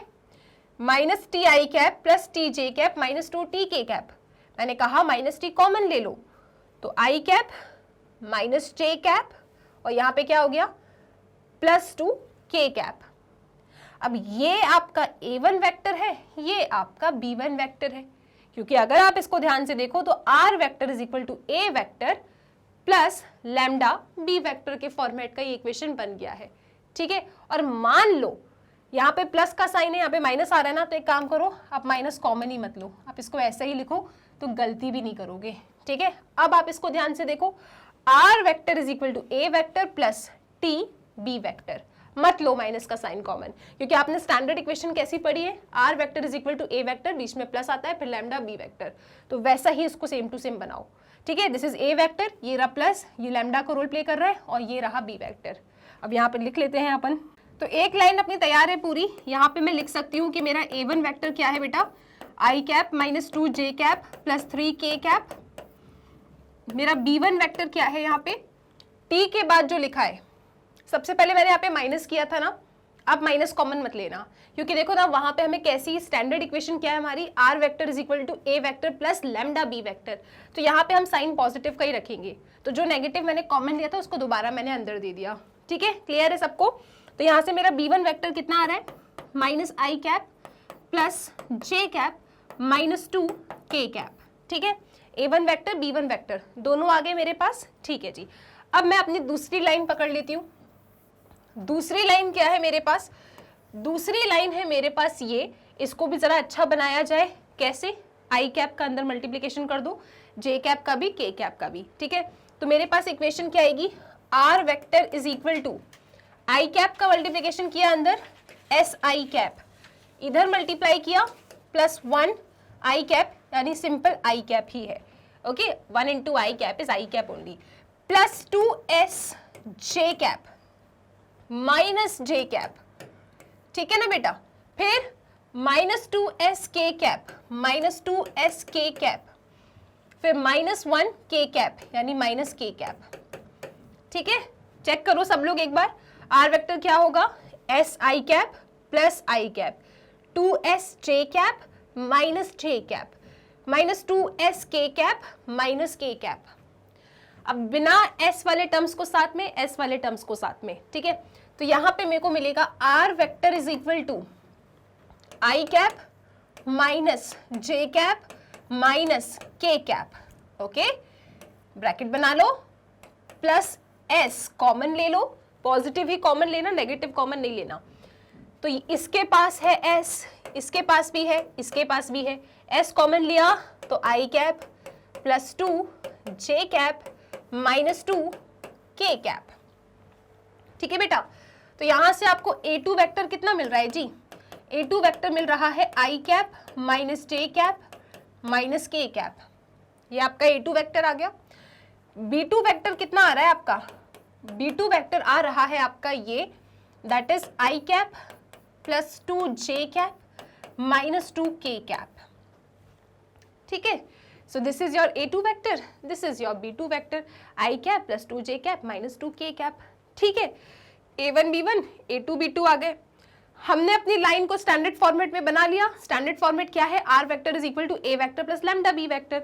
आप देख सकते हो, कॉमन लिया, पहले मल्टीप्लाई किया, s वाले टर्म साथ में, बिना s वाले टर्म साथ में, तो ये मेरा a2 वेक्टर, ये मेरा b2 वेक्टर बन गया।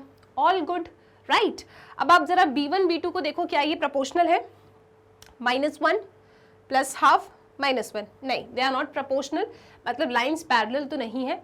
किसका कंसेप्ट है ये, स्क्यू लाइंस का कंसेप्ट है। यानी अगर मुझे इन दोनों लाइंस के बीच में डिस्टेंस निकालना है तो स्क्यू लाइन वाला फॉर्मूला लगाना है, ओके, ठीक है, क्योंकि ये दोनों आपके प्रोपोर्शनल नहीं है। तो ठीक है, distance between two skew lines क्या होता है, दो स्क्यू लाइंस के बीच का डिस्टेंस होता है d is equal to mod, यहां लिखोगे b1 vector cross b2 vector, फिर आप ले लेंगे dot a2 vector minus a1 vector divided by magnitude of b1 vector cross b2 vector, और इस पूरे का मॉड आपने लिया है, ठीक है। चलो, तो सबसे पहले निकालेंगे अपन a2 vector minus a1 vector. So a2 minus a1 क्या आ रहा है, i cap minus i cap 0 i cap minus j cap minus minus 2 j cap, so minus j cap plus 2 j cap कितना आएगा बेटा, j कैप आएगा। फिर minus k cap minus 3 k cap कितना आ जाएगा, माइनस 4 k कैप। तो ये a2 vector minus a1 vector आ गया। अब हम क्या करेंगे, अब हम b1 vector cross b2 vector निकालेंगे। यहां पे बना लो i cap j cap k cap. b1 vector के कोएफिशिएंट्स क्या है, -1 1 -2, चेक करो, -1 1 -2। b2 क्या है, 1 2 -2, 1 2 -2। तो यहाँ पे वही डिटर्मिनेंट सॉल्व करो, तभी आपको क्रॉस प्रोडक्ट मिलेगा।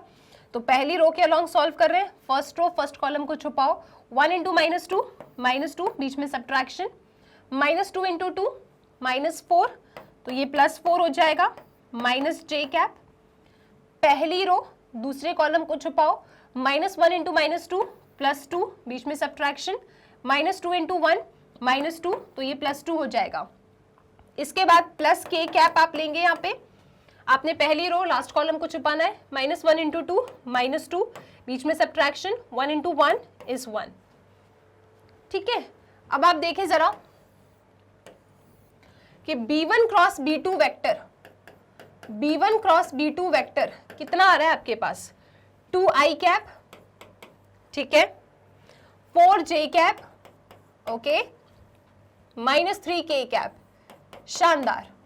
अब b1 vector cross b2 vector का मैग्नीट्यूड भी निकाल लो बेटा। तो इसका मैग्नीट्यूड क्या होगा, अंडर रूट के अंदर i cap j cap k cap के कोएफिशिएंट्स के स्क्वायर का सम, 2 का स्क्वायर 4, -4 का स्क्वायर 16, -3 का स्क्वायर 9, 16 4 20, 20 9 29, तो रूट 29 आ रहा है magnitude of b1 cross b2। अब क्या करना है आपको, सारी वैल्यूज को उठा के इस फॉर्मूले में डाल दो। So d is equal to modulus b1 cross b2, 2i cap -4j cap -3k cap. इसका डॉट लेना है a2 माइनस a1 से। a2 माइनस a1 क्या है, जे कैप माइनस 4 के कैप, डिवाइड कर दो b1 क्रॉस b2 के मैग्नीट्यूड से, दैट मीन्स रूट 29 से। तो d कितना आ रहा है आपके पास, this is modulus. Dot product कैसे लेते हैं, i डॉट i 1 होता है, तो 2i का कोई है ही नहीं यहाँ पे i, तो 0 हो जाएगा। Minus 4j dot j minus 4, minus 3 into minus 4 plus 12 divided by root 29। तो कितना आ रहा है, 12 में से 4 गया 8, 8 अपॉन रूट 29। सो डी आ रहा है 8 अपॉन रूट 29 यूनिट्स। तो ये आ रहा है दो लाइंस के बीच का डिस्टेंस। यहाँ पे थोड़ा सा ना आपको परेशानी में डाल सकते हैं, ये क्वेश्चन ना आया है, ये सेम टू सेम क्वेश्चन आपके PYQ में आया है, तो ये ना थोड़ा परेशान कर सकते हैं। यहाँ पे गलती करने के देखो चांसेस भी थे, अगर यहाँ पे माइनस लेते तो थोड़ी प्रॉब्लम हो सकती थी, आपका आंसर ऊपर टांग आता। तो आपको ना एकदम चीजें ना कभी भी अगर कंफ्यूजन हो तो बस ना आप स्टैंडर्ड फॉर्मेट को याद रखो। कभी भी लग रहा है कि कुछ तो डाउट हो रहा है, राइट, बस स्टैंडर्ड फॉर्मेट को याद रखो। स्टैंडर्ड फॉर्मेट वेक्टर में क्या थी बेटा, स्टैंडर्ड फॉर्मेट इक्वेशन वेक्टर में थी r vector is equal to a vector plus lambda b vector. कुछ भी आपका दिमाग कहे, बस आपको ये याद रखना है कि ऐसी दिखनी चाहिए मेरी इक्वेशन। तो यहाँ पे देखो नहीं इतनी अजीब सी दिख रही थी, ये ऐसा कुछ था ही नहीं इसके जैसा, तो कुछ तो करना पड़ेगा। हमने मल्टीप्लाई किया, फिर हमने बिना t वाले टर्म्स को यहाँ पे, t वाले टर्म्स को यहाँ पे, फिर यहाँ पे पॉजिटिव का साइन आता है तो यहाँ पे पॉजिटिव का साइन ही रखूंगी मैं, नेगेटिव का अंदर मल्टीप्लिकेशन ही करूंगी जो मैं नेगेटिव बाहर लेके घूम रही थी, राइट। सो मेरा a1 वेक्टर, मेरा b1 वेक्टर। सेम कहानी मैंने अपनी दूसरी लाइन के लिए रिपीट करी, पहले मल्टीप्लाई कर दिया i cap, j cap, k cap का अंदर, और फिर मैंने टर्म्स को कलेक्ट करके लिखा। और देखो ना ये इसकी जैसी दिख रही है, ये लाइन इसकी जैसी, right. a2 vector b2 vector लिखा, b1 b2 को ध्यान से देखा, lines are skew lines, they are not proportional because line skew line से। फिर यहाँ से तो कोई दिमाग लगाना ही नहीं था, फिर तो सब जानते हो फॉर्मूला रखा है, a2 माइनस a1 निकालो, क्रॉस निकालो, डिटर्मिनेंट मतलब क्रॉस कैसे सॉल्व करते हैं, डिटर्मिनेंट मेथड से, मैग्नीट्यूड निकालो, सब कुछ जाके फॉर्मूले में रख दो। रखा, डॉट प्रोडक्ट लिया, तो डिस्टेंस कितना निकल के आया, 8 upon root 29 units. I hope ये क्वेश्चन क्लियर है, इसका स्क्रीनशॉट ले चुके हैं आप। चलते हैं अपने अगले क्वेश्चन की तरफ, that is question number 9। Question number 9 आपसे कहता है कि शो कीजिए ये दोनों लाइंस आपस में परपेंडिकुलर हैं। Show that the lines this and this are perpendicular to each other. Line कैसे गिवन है, कार्टेशियन फॉर्म में गिवन है। सब कुछ रहने दो, अगर लाइन कार्टेशियन फॉर्मेट में गिवन है, आप चेक कीजिए कि क्या ये लाइंस स्टैंडर्ड फॉर्मेट में है या नहीं। So what is standard format of a line, x minus x1 upon a, y minus y1 upon b, z minus z1 upon c। ठीक है, ये होती है आपकी standard equation of a line. ठीक है, आपको चेक करना है कि क्या आपकी ये लाइंस इसकी जैसी दिख रही हैं, यस और नो। ओके, तो सबसे पहली लाइन की इक्वेशन पकड़ती हूं मैं, x minus 5 upon 7, all good. y plus है, नेगेटिव होना था, तो y माइनस माइनस 2 ऐसा लिख सकते हैं, डिवाइडेड बाय माइनस 5। इसको कैसा लिख सकते हैं, z माइनस 0 डिवाइडेड बाय 1। ठीक है जी, अच्छी इक्वेशन है। दूसरी लाइन की इक्वेशन देखिए आप, बिल्कुल परफेक्ट है, कोई समस्या नहीं है। x माइनस 0 अपॉन 1 लिख सकते हो इसको आप, y माइनस 0 अपॉन 2 लिख सकते हो, z माइनस 0 अपॉन 3 लिख सकते हो, कोई दिक्कत नहीं है, सब परफेक्ट है। अब अपने क्वेश्चन पे आते हैं। लाइन तो मेरी अच्छी खासी गिवन थी, लेकिन स्टिल ये आपका फर्ज बनता है कि कार्टेशियन फॉर्म में लाइंस गिवन है, आप हमेशा चेक करो, अदरवाइज गलती के चांसेस हो जाते हैं। मैं आपको एक क्वेश्चन दिखाऊंगी जहाँ गलती होती भी है। ठीक है, तो स्टैंडर्ड फॉर्मेट में है, कोई समस्या नहीं है, मुझे तो शो करना था कि ये लाइंस परपेंडिकुलर है। मैं जानती हूँ 2 लाइंस आर परपेंडिकुलर, है ना, मैं जानती हूँ, मतलब we know that 2 lines with direction ratios a1 b1 c1 and a2 b2 c2 are perpendicular to each other if a1 a2 plus b1 b2 plus c1 c2 आपका 0 के बराबर है। 2 lines with direction ratios a1 b1 c1 and a2 b2 c2 respectively are perpendicular to each other if a1 a2 plus b1 b2 plus c1 c2 क्या हो जी, शून्य हो। अच्छा, यहां पे मेरे a1 कौन है, पहली लाइन का dr 7, मेरा b1 क्या है बेटा -5, मेरा c1 क्या है 1, दूसरी लाइन से जरा dr पकड़ो, a2 क्या है 1, b2 क्या है 2, c2 क्या है 3। कंडीशन बैठा के देखें, अगर a1 a2 plus b1 b2 plus c1 c2 शून्य आ गया तो लाइंस परपेंडिकुलर है। हमने कहा ठीक है, 7 into 1 plus -5 into 2 plus 1 into 3, क्या आ रहा है बेटा, ये आ रहा है अपने पास 7 माइनस 10 प्लस 3, 7 प्लस 3 10, 10 माइनस 10 0। ओ, डीआर्स का प्रोडक्ट का सम शून्य आ रहा है। दैट मीन्स सपोज ये लाइन L1 है, सपोज ये लाइन L2 है, that means line 1 is perpendicular to line 2। Hence कहानी खत्म इस क्वेश्चन की। क्या किसी को कोई दुख तकलीफ परेशानी हैरानी, सब ठीक है ना? चलो अब अगले सवाल पे आते हैं, दैट इज क्वेश्चन नंबर 10। ये रहा महा इंपॉर्टेंट क्वेश्चन। एक वो RST वाला क्वेश्चन जो अभी आपको करवाया शॉर्टेस्ट डिस्टेंस में, और एक ये वाला क्वेश्चन बहुत इंपॉर्टेंट है। ये तो आप जब पन्ने पलटाओगे ना पास्ट ईयर के, देखोगे बड़ा ही फेमस क्वेश्चन रहा है ये, ठीक है। इसके तो मुझे भी आंसर याद हो गया, इतनी बार मैं सॉल्व करवा चुकी हूँ और आता भी है पेपर में ये। Find the values of P so that the line this and this are at right angles. आप P की वैल्यू बता दो ताकि आपकी ये दोनों लाइन्स कैसी हैं, राइट एंगल्स में हैं। अच्छा मैम, हाँ मैम क्वेश्चन को 2 मिनट साइड में रखो। मैंने कहा ठीक है। लाइंस मैम कार्टेशियन फॉर्मेट में गिवन है, आपको चेक करना होगा कि क्या ये अपने स्टैंडर्ड फॉर्मेट में है या नहीं, उसके बाद बात करेंगे कि क्वेश्चन वाला क्या चाह रहा था। मैंने कहा बात बिल्कुल ठीक कह रहे हो आप लोग, शाबाश। हम जानते हैं कि लाइन की जो स्टैंडर्ड इक्वेशन होती है वो x minus x1 upon a, y minus y1 upon b, z minus z1 upon c होती है। ये आपकी लाइन की स्टैंडर्ड इक्वेशन है, ठीक है। ओके, मेरे पास ये लाइन गिवन है और मेरे पास ये लाइन गिवन है। क्या ये इसकी जैसी दिख रही है? नहीं दिख रही मैम, तो बनाओ उसके जैसे। पहली लाइन मैंने पकड़ी, यहां से इसको x माइनस x1 होना था, ये तो 1 माइनस x है, तो माइनस x कॉमन ले लो, मतलब -1 कॉमन ले लो। पहली लाइन से -1 कॉमन लोगे तो ये x माइनस 1 अपॉन 3 हो जाएगा। वहां से यहाँ पे सिंपल y था, यहाँ 7y है, नहीं चलेगा। न्यूमरेटर से 7 कॉमन ले लो, 7 कॉमन लिया तो y माइनस 2 डिवाइडेड बाई क्या है बेटा 2p, फिर z माइनस 3/2, तो कोई समस्या नहीं है, बिल्कुल अच्छा है। अच्छा ऐसा कर लिया। क्या x माइनस x1 के आगे नेगेटिव 1 है? नहीं है ना नेगेटिव, तो इस नेगेटिव के साइन को भी नीचे ले जाओ। ये जो माइनस का साइन है इसको इसके पास ले जाओ।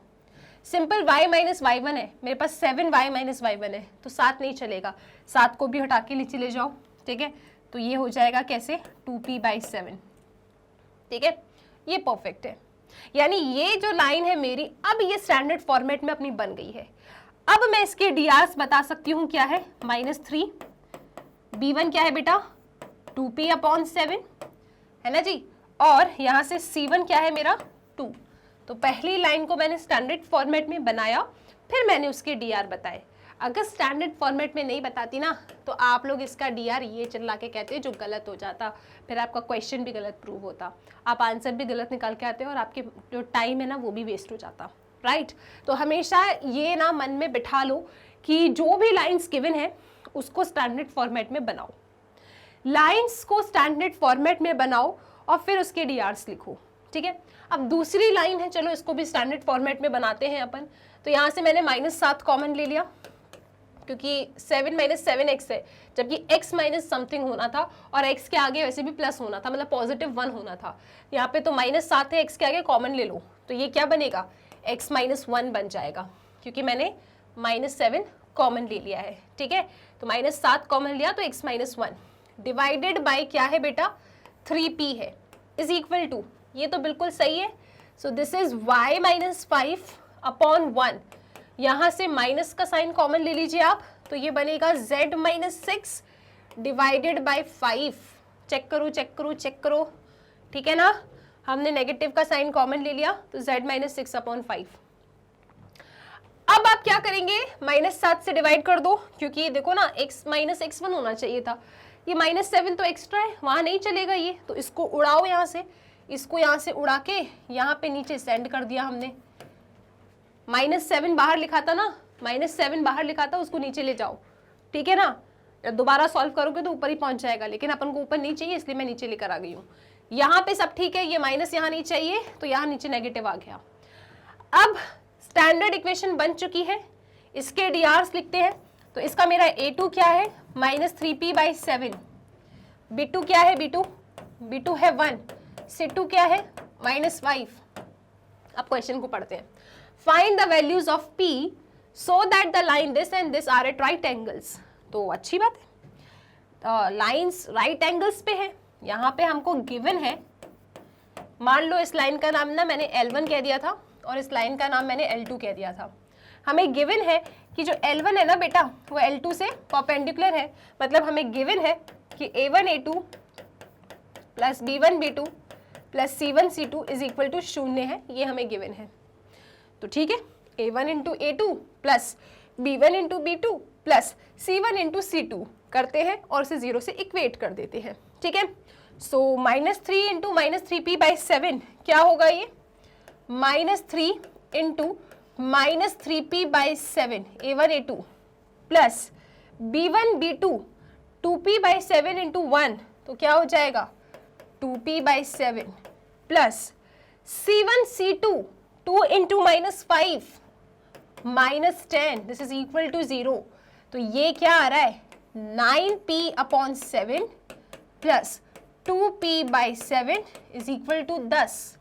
सो ये आ रहा है 11p/7 is equal to 10, that means p आ रहा है 70/11 और ये आपका क्वेश्चन उड़ जाता है। 70/11 p की वैल्यू आ गई। अगर मैं इस क्वेश्चन को स्टैंडर्ड फॉर्मेट में चेंज नहीं करती और फिर सॉल्व कर देती तो मैं 100% गलत आंसर लेकर आती। तो आप हमेशा याद रखिएगा, चाहे वेक्टर हो चाहे कार्टेशियन इक्वेशन हो, हमेशा आपकी लाइन स्टैंडर्ड फॉर्मेट में होनी चाहिए।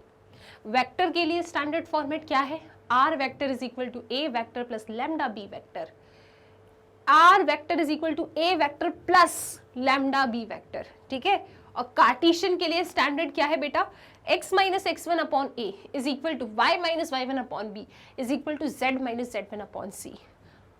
स्टैंडर्ड फॉर्मेट में है, वेरी गुड, डीआरस निकाल लीजिए, फिर जो भी इनने कंडीशन कही है आपसे उन कंडीशंस के अकॉर्डिंग सॉल्व कर दो। इनने कहा है कि जो दो लाइंस है ये राइट एंगल्स पे है, तो मैंने कहा ठीक है, अगर दो लाइंस राइट एंगल्स पे होती हैं तो उनके डीआरस का प्रोडक्ट का सम 0 होता है। बस इसी कंसेप्ट को हमने लगाया और यहाँ से अपनी p की वैल्यू निकाल ली। और p की वैल्यू कितनी आ रही है बेटा जी, p की वैल्यू 70/11 आ रही है। सो आई होप क्वेश्चन 10 क्लियर है। क्वेश्चन नंबर 11 पे आ जाते हैं अपन। क्वेश्चन नंबर 11 कहता है find the vector and the Cartesian equation of the line that passes through origin and this point.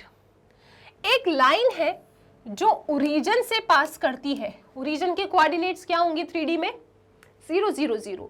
एक लाइन है जो ओरिजिन से पास करती है और एक पॉइंट से पास कर रही है 5 - 2 3, ठीक है। आपको इस लाइन की वेक्टर एंड कार्टेशियन इक्वेशन बतानी है। ये लाइन क्या कर रही है बेटा जी, ये लाइन पास कर रही है ओरिजिन से और इस पॉइंट से। तो हमने कहा ठीक है मैम, वैसे भी सिलेबस हमारा इतना सा है 3D में, हमें पता है कोई भी लाइन जो दो गिवन पॉइंट से पास करती है उस लाइन की वेक्टर इक्वेशन क्या होती है बेटा, उस लाइन की वेक्टर इक्वेशन होती है are vector is equal to A vector plus lambda B vector minus A vector. और इसकी कार्टेशियन इक्वेशन क्या होती है जी, x minus x1 upon x2 minus x1 is equal to y minus y1 upon y2 minus y1, है ना जी, is equal to z minus z1 upon z2 minus z1। तो ये वेक्टर इक्वेशन है और ये उसकी कार्टेशियन इक्वेशन है, ठीक है। कोई भी लाइन जो दो पॉइंट से पास करती है, दो गिवन पॉइंट से पास करती है, उसकी वेक्टर इक्वेशन और कार्टेशियन इक्वेशन ये होती है। और इनने हमको सब कुछ तो दिया है, हमको पॉइंट भी दे दिए हैं दो और बोल रहे हैं बताओ वेक्टर इक्वेशन कार्टेशियन इक्वेशन क्या है। मैंने कहा ठीक है जी, चलो जी वेक्टर इक्वेशन बनाते हैं। सबसे पहले एक बार इसका फिर से डायग्राम ना मैं बना देती हूँ। ये रफ फिगर है, ये मत सोचना कि ऐसा ही बनेगा इसका डायग्राम, ये रफ फिगर है, ठीक है, अपने लिए बनाया बस ये डायग्राम मैंने। This is 0, this is point A. यहाँ पे ओरिजिन के कोऑर्डिनेट्स तो बच्चा बच्चा जानता है, 0 0 0 होता है। ए का कोऑर्डिनेट्स हमें गिवन है 5 - 2 3। चलो शानदार। अब क्या करना है अपन को, अब मैम हमें वेक्टर इक्वेशन बतानी है। हमने कहा ठीक है बेटा, इसकी वेक्टर इक्वेशन क्या होगी, R vector is equal to A vector plus lambda B vector minus A vector. So A vector क्या होता है, पोजीशन वेक्टर होता है पहले वाले पॉइंट का, और बी वेक्टर क्या है बेटा जी, बी वेक्टर है पोजीशन वेक्टर दूसरे वाले पॉइंट का। How to make position vector, अगर आपके पास किसी पॉइंट के कोऑर्डिनेट्स गिवन है और पोजीशन वेक्टर बनाना है तो बस उनके पीछे आई कैप, जे कैप, के कैप और बीच में प्लस का निशान बना देना है, ठीक है। तो ए वेक्टर क्या होगा मेरे लिए, यहाँ पे ए वेक्टर होगा 0 I cap plus 0 J cap plus 0 K cap. B vector क्या होगा, बी वेक्टर है पोजीशन वेक्टर दूसरे पॉइंट का, बस उन पॉइंट्स के पीछे आई कैप, जे कैप, के कैप चिपका देना है। So this is 5 I cap minus 2 J cap plus 3 K cap. तो वेक्टर इक्वेशन क्या होगी, R vector is equal to A vector है ना जी, plus lambda B vector minus A vector. So B vector minus A vector क्या ही होगा, 5 I cap minus 2 J cap plus 3 K cap, ठीक है। अब इसको लिखने का क्या ही मतलब है, तो सिंपल वेक्टर इक्वेशन क्या आ रही है बेटा जी, वेक्टर इक्वेशन आ रही है are vector is equal to lambda 5 I cap minus 2 J cap plus 3 K cap. ये वेक्टर इक्वेशन हो गई। अब कार्टेशियन इक्वेशन लिख दें अपन, तो इसकी कार्टेशियन इक्वेशन का फॉर्मूला आपके सामने ही है, और जो लाइन है एक ओरिजिन से और एक पॉइंट ए से पास कर रही है। ओरिजिन के कोऑर्डिनेट्स है 0 0, पॉइंट ए के कोऑर्डिनेट्स क्या है 5 - 2 एंड 3। ए के कोऑर्डिनेट्स है 5 - 2 3।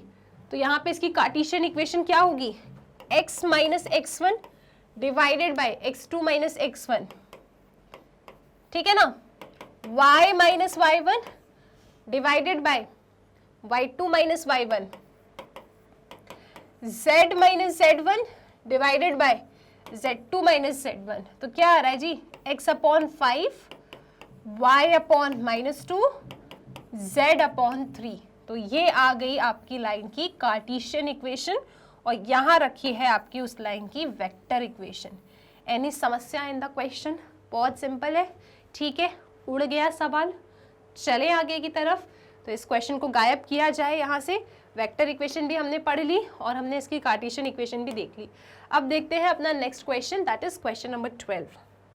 क्वेश्चन 12 कहता है कि show that the line through the point this and this is perpendicular to the line through the points this and this।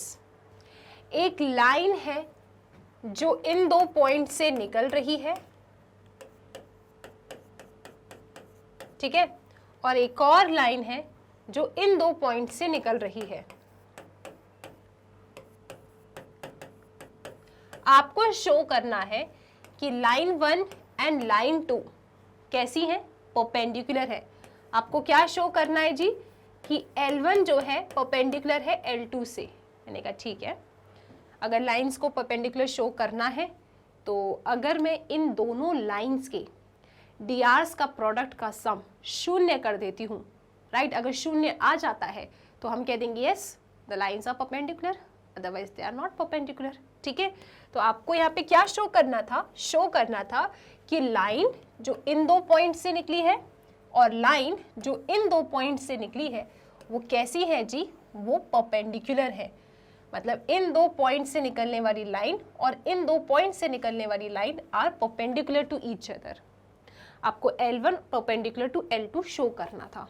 हमने कहा ठीक है, कैसे शो करें, वही मैम, अगर L1 के DRs और L2 के DRs आप निकाल लो तो अगर उनके DRs का प्रोडक्ट का सम 0 हो जाता है तो L1 and L2 will be perpendicular to each other, ठीक है। तो सबसे पहले L1 लाइन की इक्वेशन मैं बनाऊंगी और फिर L2 लाइन की इक्वेशन बनाएंगे। L1 लाइन की इक्वेशन कैसे मिलेगी आपको, equation of a line passing through 2 given points क्या होती है, x minus x1 divided bye x2 minus x1, y minus y1 divided bye y2 minus y1, z minus z1 divided bye z2 minus z1। ये equation है उस line की जो 2 point से पास करती है। ठीक है, ऑल गुड। सबसे पहले इक्वेशन बनाते हैं अपनी L1 लाइन के लिए। वो रही मेरी L1 line x1 y1 z1 और वो है x2 y2 z2। ठीक है, तो सबसे पहले x minus x1 divided bye x2 minus x1 3 minus 1, फिर क्या है y माइनस y1, तो y माइनस माइनस 1 प्लस हो जाएगा y minus y1 divided bye y2 minus y1 4 minus minus 2 यानी कि 5, z minus z1 divided bye z2 minus z1 minus 2 minus 4। तो ये अपने पास कितना आ रहा है, 3 में से 1 गया 2। ठीक है जी, ये लाइन 1 हो गई, ये लाइन 2 हो गई। चलो लाइन 2 की इक्वेशन बनाते हैं। x minus x1 divided bye x2 minus x1, so 3 minus 0, y minus y1 divided bye y2 minus y1 5 minus 3, z minus z1 z minus 2 divided by z2 minus z1 6 minus 2 4। ठीक है, clear है सबको? ये मैंने अपनी line 2 की equation बना ली। Right, line 1 में से मुझे a1 2 मिल रहा है, b1 5 और c1 माइनस 4 मिल गया। ठीक है, क्लियर है सबको? राइट, चलो जी, लाइन 1 से मुझे a1 b1 c1 मिल गया। लाइन 2 से मुझे a2 कितना मिल रहा है 3, b2 कितना मिल रहा है बेटा 2 और c2 कितना मिल रहा है आपको 4 मिल रहा है। ठीक है, सो लाइन 1 से a1 b1 c1 कितना है 2 5 माइनस 4, लाइन 2 से a2 b2 c2 कितना है 3 2 4। ठीक है, अब यहाँ पे हम लोग अगर ये शो कर दें कि a1 a2 plus b1 b2 plus c1 c2 शून्य है तो दोनों लाइंस परपेंडिकुलर है। तो चलो एक बार चेक करते हैं अपन, a1 a2 plus b1 b2 plus c1 c2 कितना आएगा जी, a1 into a2 2 into 3 6, b1 into b2 5 into 2 10, minus 4 into 4 minus 16।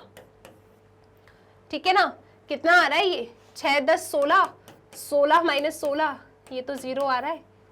तो आप लिख देंगे क्लियरली, क्या लिखोगे clearly a1 a2 plus b1 b2 plus c1 c2 is equal to 0, therefore line L1 is perpendicular to line L2। ठीक है ना, show करना था कि line through this and this is perpendicular to line through this and this। मैंने पहली line की equation बनाई, दूसरी लाइन की इक्वेशन बनाई, पहली लाइन के dr उठाए, दूसरी लाइन के dr उठाए, a1 a2 plus b1 b2 plus c1 c2 किया, शून्य के बराबर आया। क्योंकि शून्य के बराबर आया तो lines are perpendicular. All good, ठीक है। चलो अगले सवाल पे चलते हैं, question number 13। Find the vector equation of the line passing through the point 1 2 -4 and perpendicular to the two lines. ठीक है, आपको एक ऐसी लाइन की वेक्टर इक्वेशन लिखनी है जो उस पॉइंट से पास करे और परपेंडिकुलर हो इन दो लाइन से।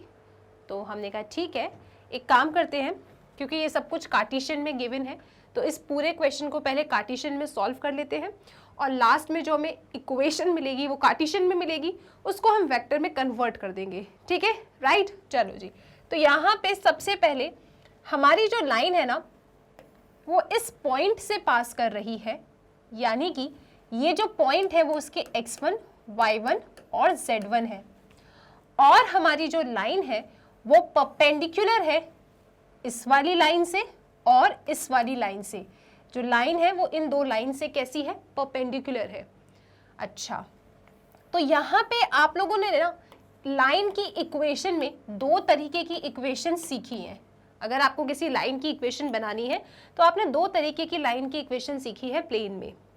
सबसे पहला पैटर्न आपने सीखा है जब आपको गिवन होता है एक पॉइंट और साथ में एक डायरेक्शन जिससे आपकी लाइन पैरेलल है ना, एक वेक्टर जिससे आपकी लाइन पैरेलल है, इन शॉर्ट कहूँ एक पॉइंट गिवन होता है, एक डायरेक्शन गिवन होता है। और जो दूसरी इक्वेशन हमने सीखी है उसमें हमें गिवन होते हैं 2 पॉइंट। जब 2 पॉइंट्स गिवन हो तो लाइन की इक्वेशन कैसे बनाते हैं, तो इक्वेशन में हमने ये 2 चीजें सीखी है। अब यहाँ पे हमसे जिस लाइन की इक्वेशन पूछी जा रही है वो एक पॉइंट से पास करती है और 2 लाइन से परपेंडिकुलर है। सिर्फ एक पॉइंट गिवन है, मतलब आपको जो इक्वेशन बनानी है वो इस वाले फॉर्मेट में बनानी है, क्योंकि ये फॉर्मेट तो तभी लगता है जब 2 पॉइंट गिवन हो। तो ये वाला फॉर्मेट तो हम लगाएंगे नहीं, हम इस वाले फॉर्मेट पे काम करेंगे। यहाँ पे कार्टेशियन इक्वेशन हमने क्या सीखी है, यहाँ पे लाइन की कार्टेशियन इक्वेशन हमने सीखी है x minus x1 upon a, y minus y1 upon b, z minus z1 upon c, जहां से x1 y1 z1, जहां पर x1 y1 z1 वो पॉइंट होते हैं जिससे आपकी लाइन पास करती है, और a b c क्या होते हैं बेटा जी, a b c direction ratios होते हैं। इस क्वेश्चन में मेरे पास पॉइंट तो है परंतु मेरे पास ये डायरेक्शन रेशियोज नहीं है। तो ये डायरेक्शन रेशियोज आपको मिल जाए इसका इंतजाम भी ना क्वेश्चन वालों ने करके दिया है। क्वेश्चन वालों ने कह दिया है कि ये जो लाइन है ना वो इन 2 लाइन से परपेंडिकुलर है। बस अगर ये आपने डिकोड कर लिया तो आप आसानी से अपनी इस लाइन के ABC निकाल लोगे और फिर रख दोगे और लाइन की इक्वेशन आपको कार्टेशियन में मिल जाएगी। और जब कार्टेशियन में मिल जाएगी तो आप इसको वेक्टर फॉर्मेट में तो आसानी से कन्वर्ट कर ही दोगे। इसका वेक्टर फॉर्मेट क्या होता है जी, R vector is equal to A vector plus lambda B vector. ठीक है, क्लियर है, सारी कहानी डन। कैसे सोचना है क्वेश्चन में, अब फटाफट इस पे वर्क करते हैं। तो लिख देते हैं अपन कि let line, equation of a line, equation of line that passes through, equation of a line that passes through 1, 2, -4 is given by, या फिर सिंपल आप लिखो यहाँ पे कि let a, b, c be direction ratios proportional to a line which passes through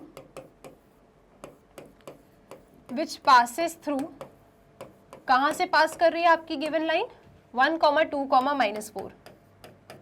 ठीक है, चलो इस लाइन की इक्वेशन बनाए। हमने क्या, लाइन इससे पास कर रही है और ABC इसके DR से, तो यहाँ पे लिखेंगे x minus x1 upon a, y minus y1 upon b, z minus z1 upon c, और ये मेरी लाइन फर्स्ट हो गई।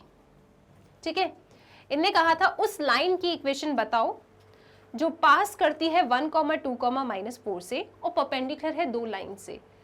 तो एक पॉइंट से पास कर रही है परंतु मेरे पास DRs नहीं है, तो मैंने कह दिया ठीक है चलो इस लाइन के DRs क्या है, ABC, और इस लाइन की इक्वेशन को बना के रख दिया x minus 1 upon a, y minus 2 upon b, z plus 4 upon c। ये मेरी लाइन 1 हो गई। अब मुझे ये गिवन है कि मेरी जो ये लाइन 1 है ना ये इन 2 से परपेंडिकुलर है, तो पहले इसको लिख देते हैं और इसका नाम दे देते हैं L2। L2 क्या है, बिल्कुल स्टैंडर्ड फॉर्मेट में है, ये तो चल जाएगा। इसको आप ऐसा लिख सकते हो x minus 8 upon 3 is equal to y minus 19 upon -16 is equal to z minus 10 upon 7। और जो मेरी लाइन 3 है बेटा जी वो क्या है, स्टैंडर्ड फॉर्मेट में है क्या नहीं वो चेक कर लो, x minus 15 upon 3 is equal to y minus 29 upon 8 is equal to z minus 5 upon -5। ठीक है जी, तो ऐसा मैंने इनको नाम भी दे दिया और ये भी चेक कर लिया कि क्या ये स्टैंडर्ड फॉर्मेट में है या नहीं। अब हमें गिवन है यहाँ पे, हमारे पास यहाँ पे ये गिवन है कि हमारी L1 लाइन परपेंडिकुलर है L2 से, और साथ में हमें गिवन है कि हमारी L1 लाइन परपेंडिकुलर है L3 से। तो जब 2 लाइंस परपेंडिकुलर होती हैं तो उनकी DRs का प्रोडक्ट का सम कितना होता है, 0 होता है। तो L1 अगर L2 से परपेंडिकुलर है तो इनके DRs का प्रोडक्ट का सम क्या होगा, 0 होगा। So 3 into A 3A plus -16 into B -16B, फिर क्या है जी 7 into C 7C this is equal to 0। अब लाइन 1 लाइन 3 से भी परपेंडिकुलर है, so a into 3 3a, 8 into b 8b, minus 5 into C minus 5c equal to 0। ठीक है, क्योंकि लाइन 1 2 से परपेंडिकुलर थी, लाइन 1 लाइन 3 से परपेंडिकुलर थी, और इनके रियाज का प्रोडक्ट का सम 0 होता है जब भी दो लाइंस परपेंडिकुलर हो। दो इक्वेशंस हैं, 3 अननोन्स हैं, सॉल्व करने के लिए हम लगाएंगे क्रॉस मल्टीप्लिकेशन मेथड। क्या कहता है क्रॉस मल्टीप्लिकेशन? कि a is equal to B is equal to C is equal to, ऐसा लिख लिया। ठीक है, a से शुरुआत है तो पहले a वाले को छुपा लो, इससे बात ही नहीं करो। ठीक है, a को हटाओ, इनको लाइन से सजा के रख लो यहाँ पे। -16 8 7 -5, 7 -5 से खत्म हुआ है तो 7 -5 से स्टार्ट होगा। अब 7 -5 के जस्ट बाद क्या है? 3 3, तो यहाँ पे 3 3 लिखेंगे। 3 3 से खत्म हुआ है तो 3 3 से स्टार्ट होगा। 3 3 के जस्ट बाद क्या लिखा है? -16 8, तो वो लिख लिया अपन ने। ठीक है, अब क्या करना है? इसका इससे मल्टीप्लिकेशन करेंगे आप। सो a अपॉन -16 इंटू -5 कितना होगा? 16 इंटू 5 होता है 5 6 30, 5 1 5 6 7 8, यानी कि 80। कितना होता है जी? 80 होता है। तो ये तो 80 आ गया, बीच में सब्ट्रैक्शन 7 इंटू 8 56।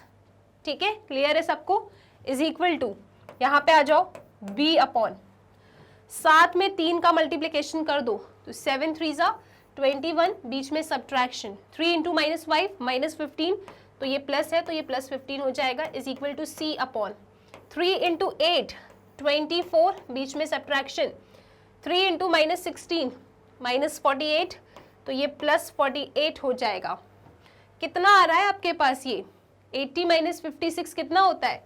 80 में से 56 को गायब कर दो, 10 में से 6 गया 4, 7 में से 5 गया 2, 24, so a upon 24, so this is a upon 24 is equal to, यहाँ चेक करो, 5 1 6 2 1 3 36, b upon 36 is equal to c upon पे आ जाओ, 24 प्लस 48, 24 प्लस 48 कितना होगा? 9 10 11 12, 4 5 6 7 72, यहाँ पे आ गया c बाई 72, 12 से उड़ा दो इनको।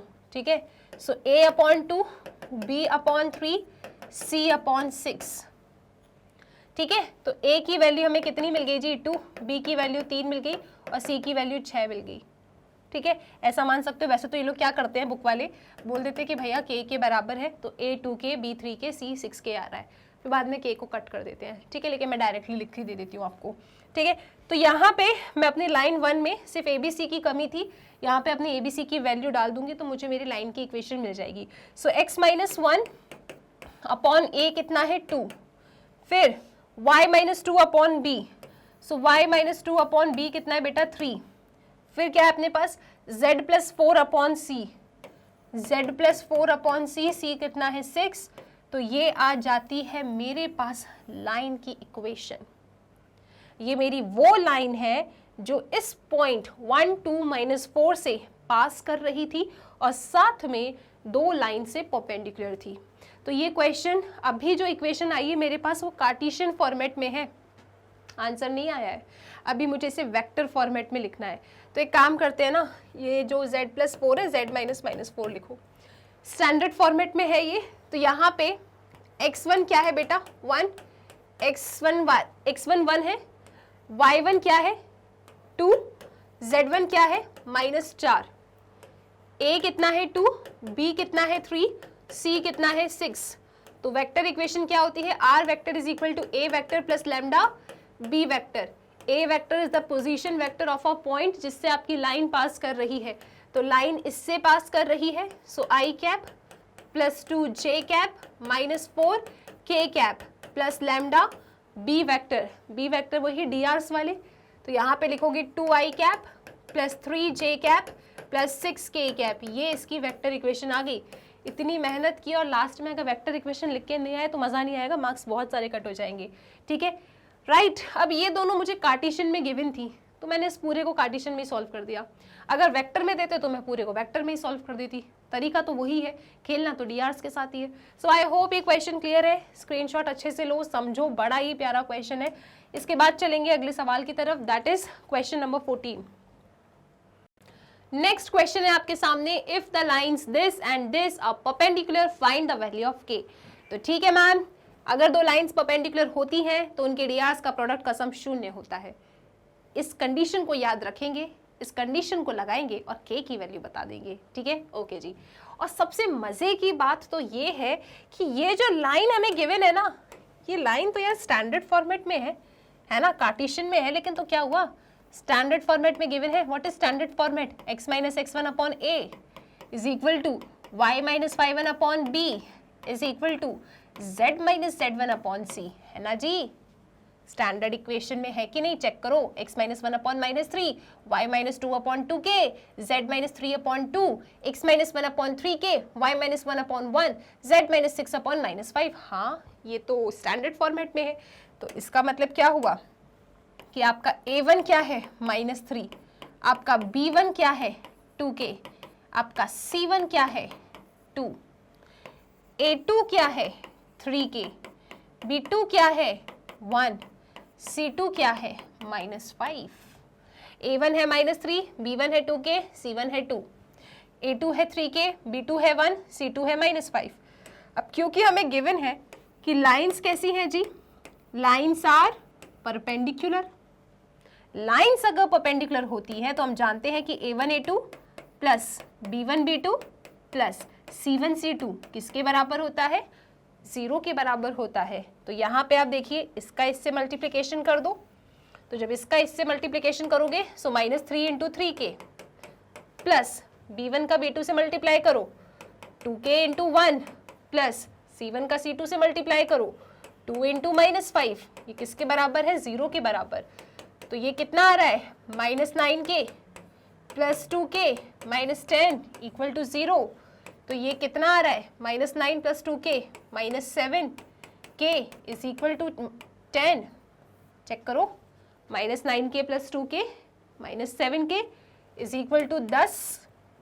तो यहाँ से देखेंगे आप k कितना आ रहा है, -10/7 आ रहा है। लो, उड़ गया क्वेश्चन, तो बहुत ही सिंपल निकला।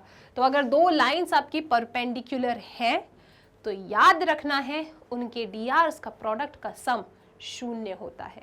ठीक है, कंडीशन को लगाया, k को निकाल लिया, सो k कितना आ रहा है, -10/7 आ रहा है। सो आई होप क्वेश्चन 14 भी क्लियर है। चलते हैं क्वेश्चन नंबर 15 की तरफ।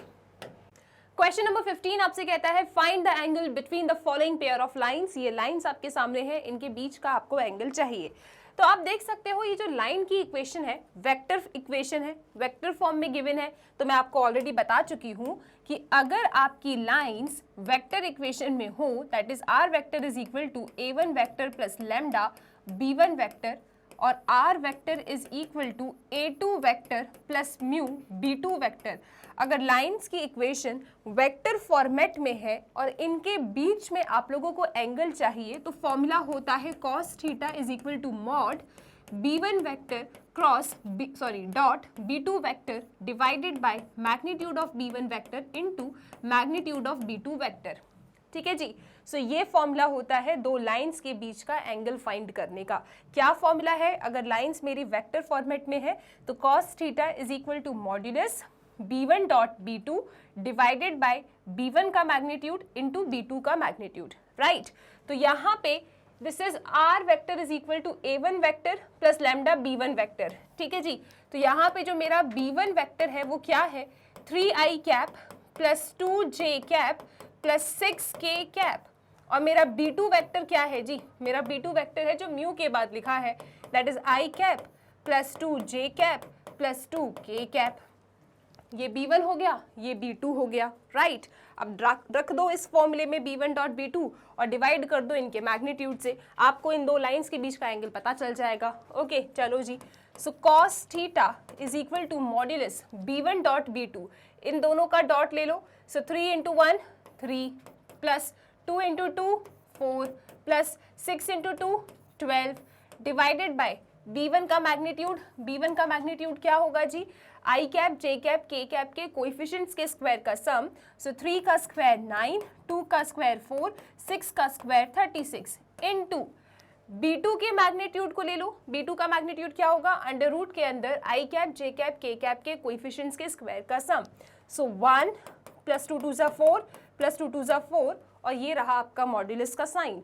तो अपने पास कॉस थीटा कितना आ रहा है जी, अपने पास कॉस थीटा आ रहा है 3 + 4 7 और 12 + 7 कितना हो जाएगा 19। सो 19 अपॉन अंडर रूट क्या देख सकते हो आप लोग 36 + 4 40 40 + 9 √49 √49 का मतलब है 7, ठीक है, √49 का मतलब है 7। यहाँ पे देखिए 4 + 4 8 8 + 1 9 अंडर रूट 9 इज 3, तो 7 3 = 21, यानी आपके पास आ रहा है 19/21। ये है आपका कॉस थीटा। तो यहाँ से आप थीटा की वैल्यू निकाल लीजिए। थीटा कितना आएगा जी आपके पास, थीटा आ जाएगा cos inverse 19/21। So this is the angle between the following pair of lines. Any समस्या in this question?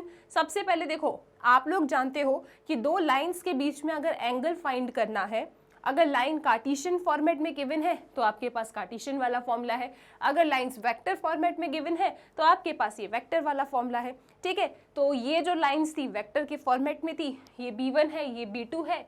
cos theta is equal to modulus B1.B2 divide कर दो इनके रिस्पेक्टिव मैग्नीट्यूड से। आंसर देखा कितना आ गया आपके पास, cos इनवर्स 19/21, और इसके साथ आपका क्वेश्चन नंबर 15 हो जाता है complete, right. So I hope कि यहाँ पे किसी भी क्वेश्चन में आप लोग को कोई डाउट नहीं है। इसके साथ स्टूडेंट्स हम लोगों ने 3 डायमेंशनल ज्योमेट्री के मोस्ट एक्सपेक्टेड क्वेश्चन सीरीज का पार्ट 1 कंप्लीट कर लिया है। सो आपकी एनसीईआरटी की बुक में से जितने भी क्वेश्चन इंपॉर्टेंट हो सकते थे वो सभी क्वेश्चन हमने यहाँ डिस्कस कर लिए हैं, वो सभी पैटर्न हम लोगों ने इस वीडियो में डिस्कस कर लिया है। नेक्स्ट आपका सीरीज आएगा पार्ट 2 मोस्ट एक्सपेक्टेड क्वेश्चंस का of the same chapter 3 dimensional geometry, जिसमें से हम अलग अलग किताबों से आप लोगों के लिए मोस्ट इंपॉर्टेंट क्वेश्चंस लेकर आएंगे। टिल देन स्टूडेंट्स, अगर कभी भी आपको कोई वीडियो लेक्चर फाइंड करने में परेशानी जाए तो याद रखिएगा मैग्नेट ब्रेन्स की वेबसाइट है, हाँ वेबसाइट पे जाइए, क्लास को सिलेक्ट कीजिए, जो भी सब्जेक्ट आपको पढ़ना है उस सब्जेक्ट पे जाइए। सो सब्जेक्ट से रिलेटेड जितने भी वीडियोस अवेलेबल हैं वो सब कुछ आपको एकदम लाइन से मिल जाएंगे। जो भी पढ़ना है बस उसके लिंक पे कर देना क्लिक और टीचर्स आपको मिल जाएंगे पढ़ाते हुए।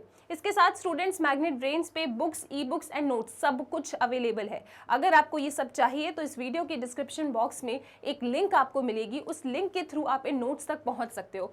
टिल देन स्टूडेंट्स, पढ़ते रहिए मैग्नेट ब्रेन्स के साथ।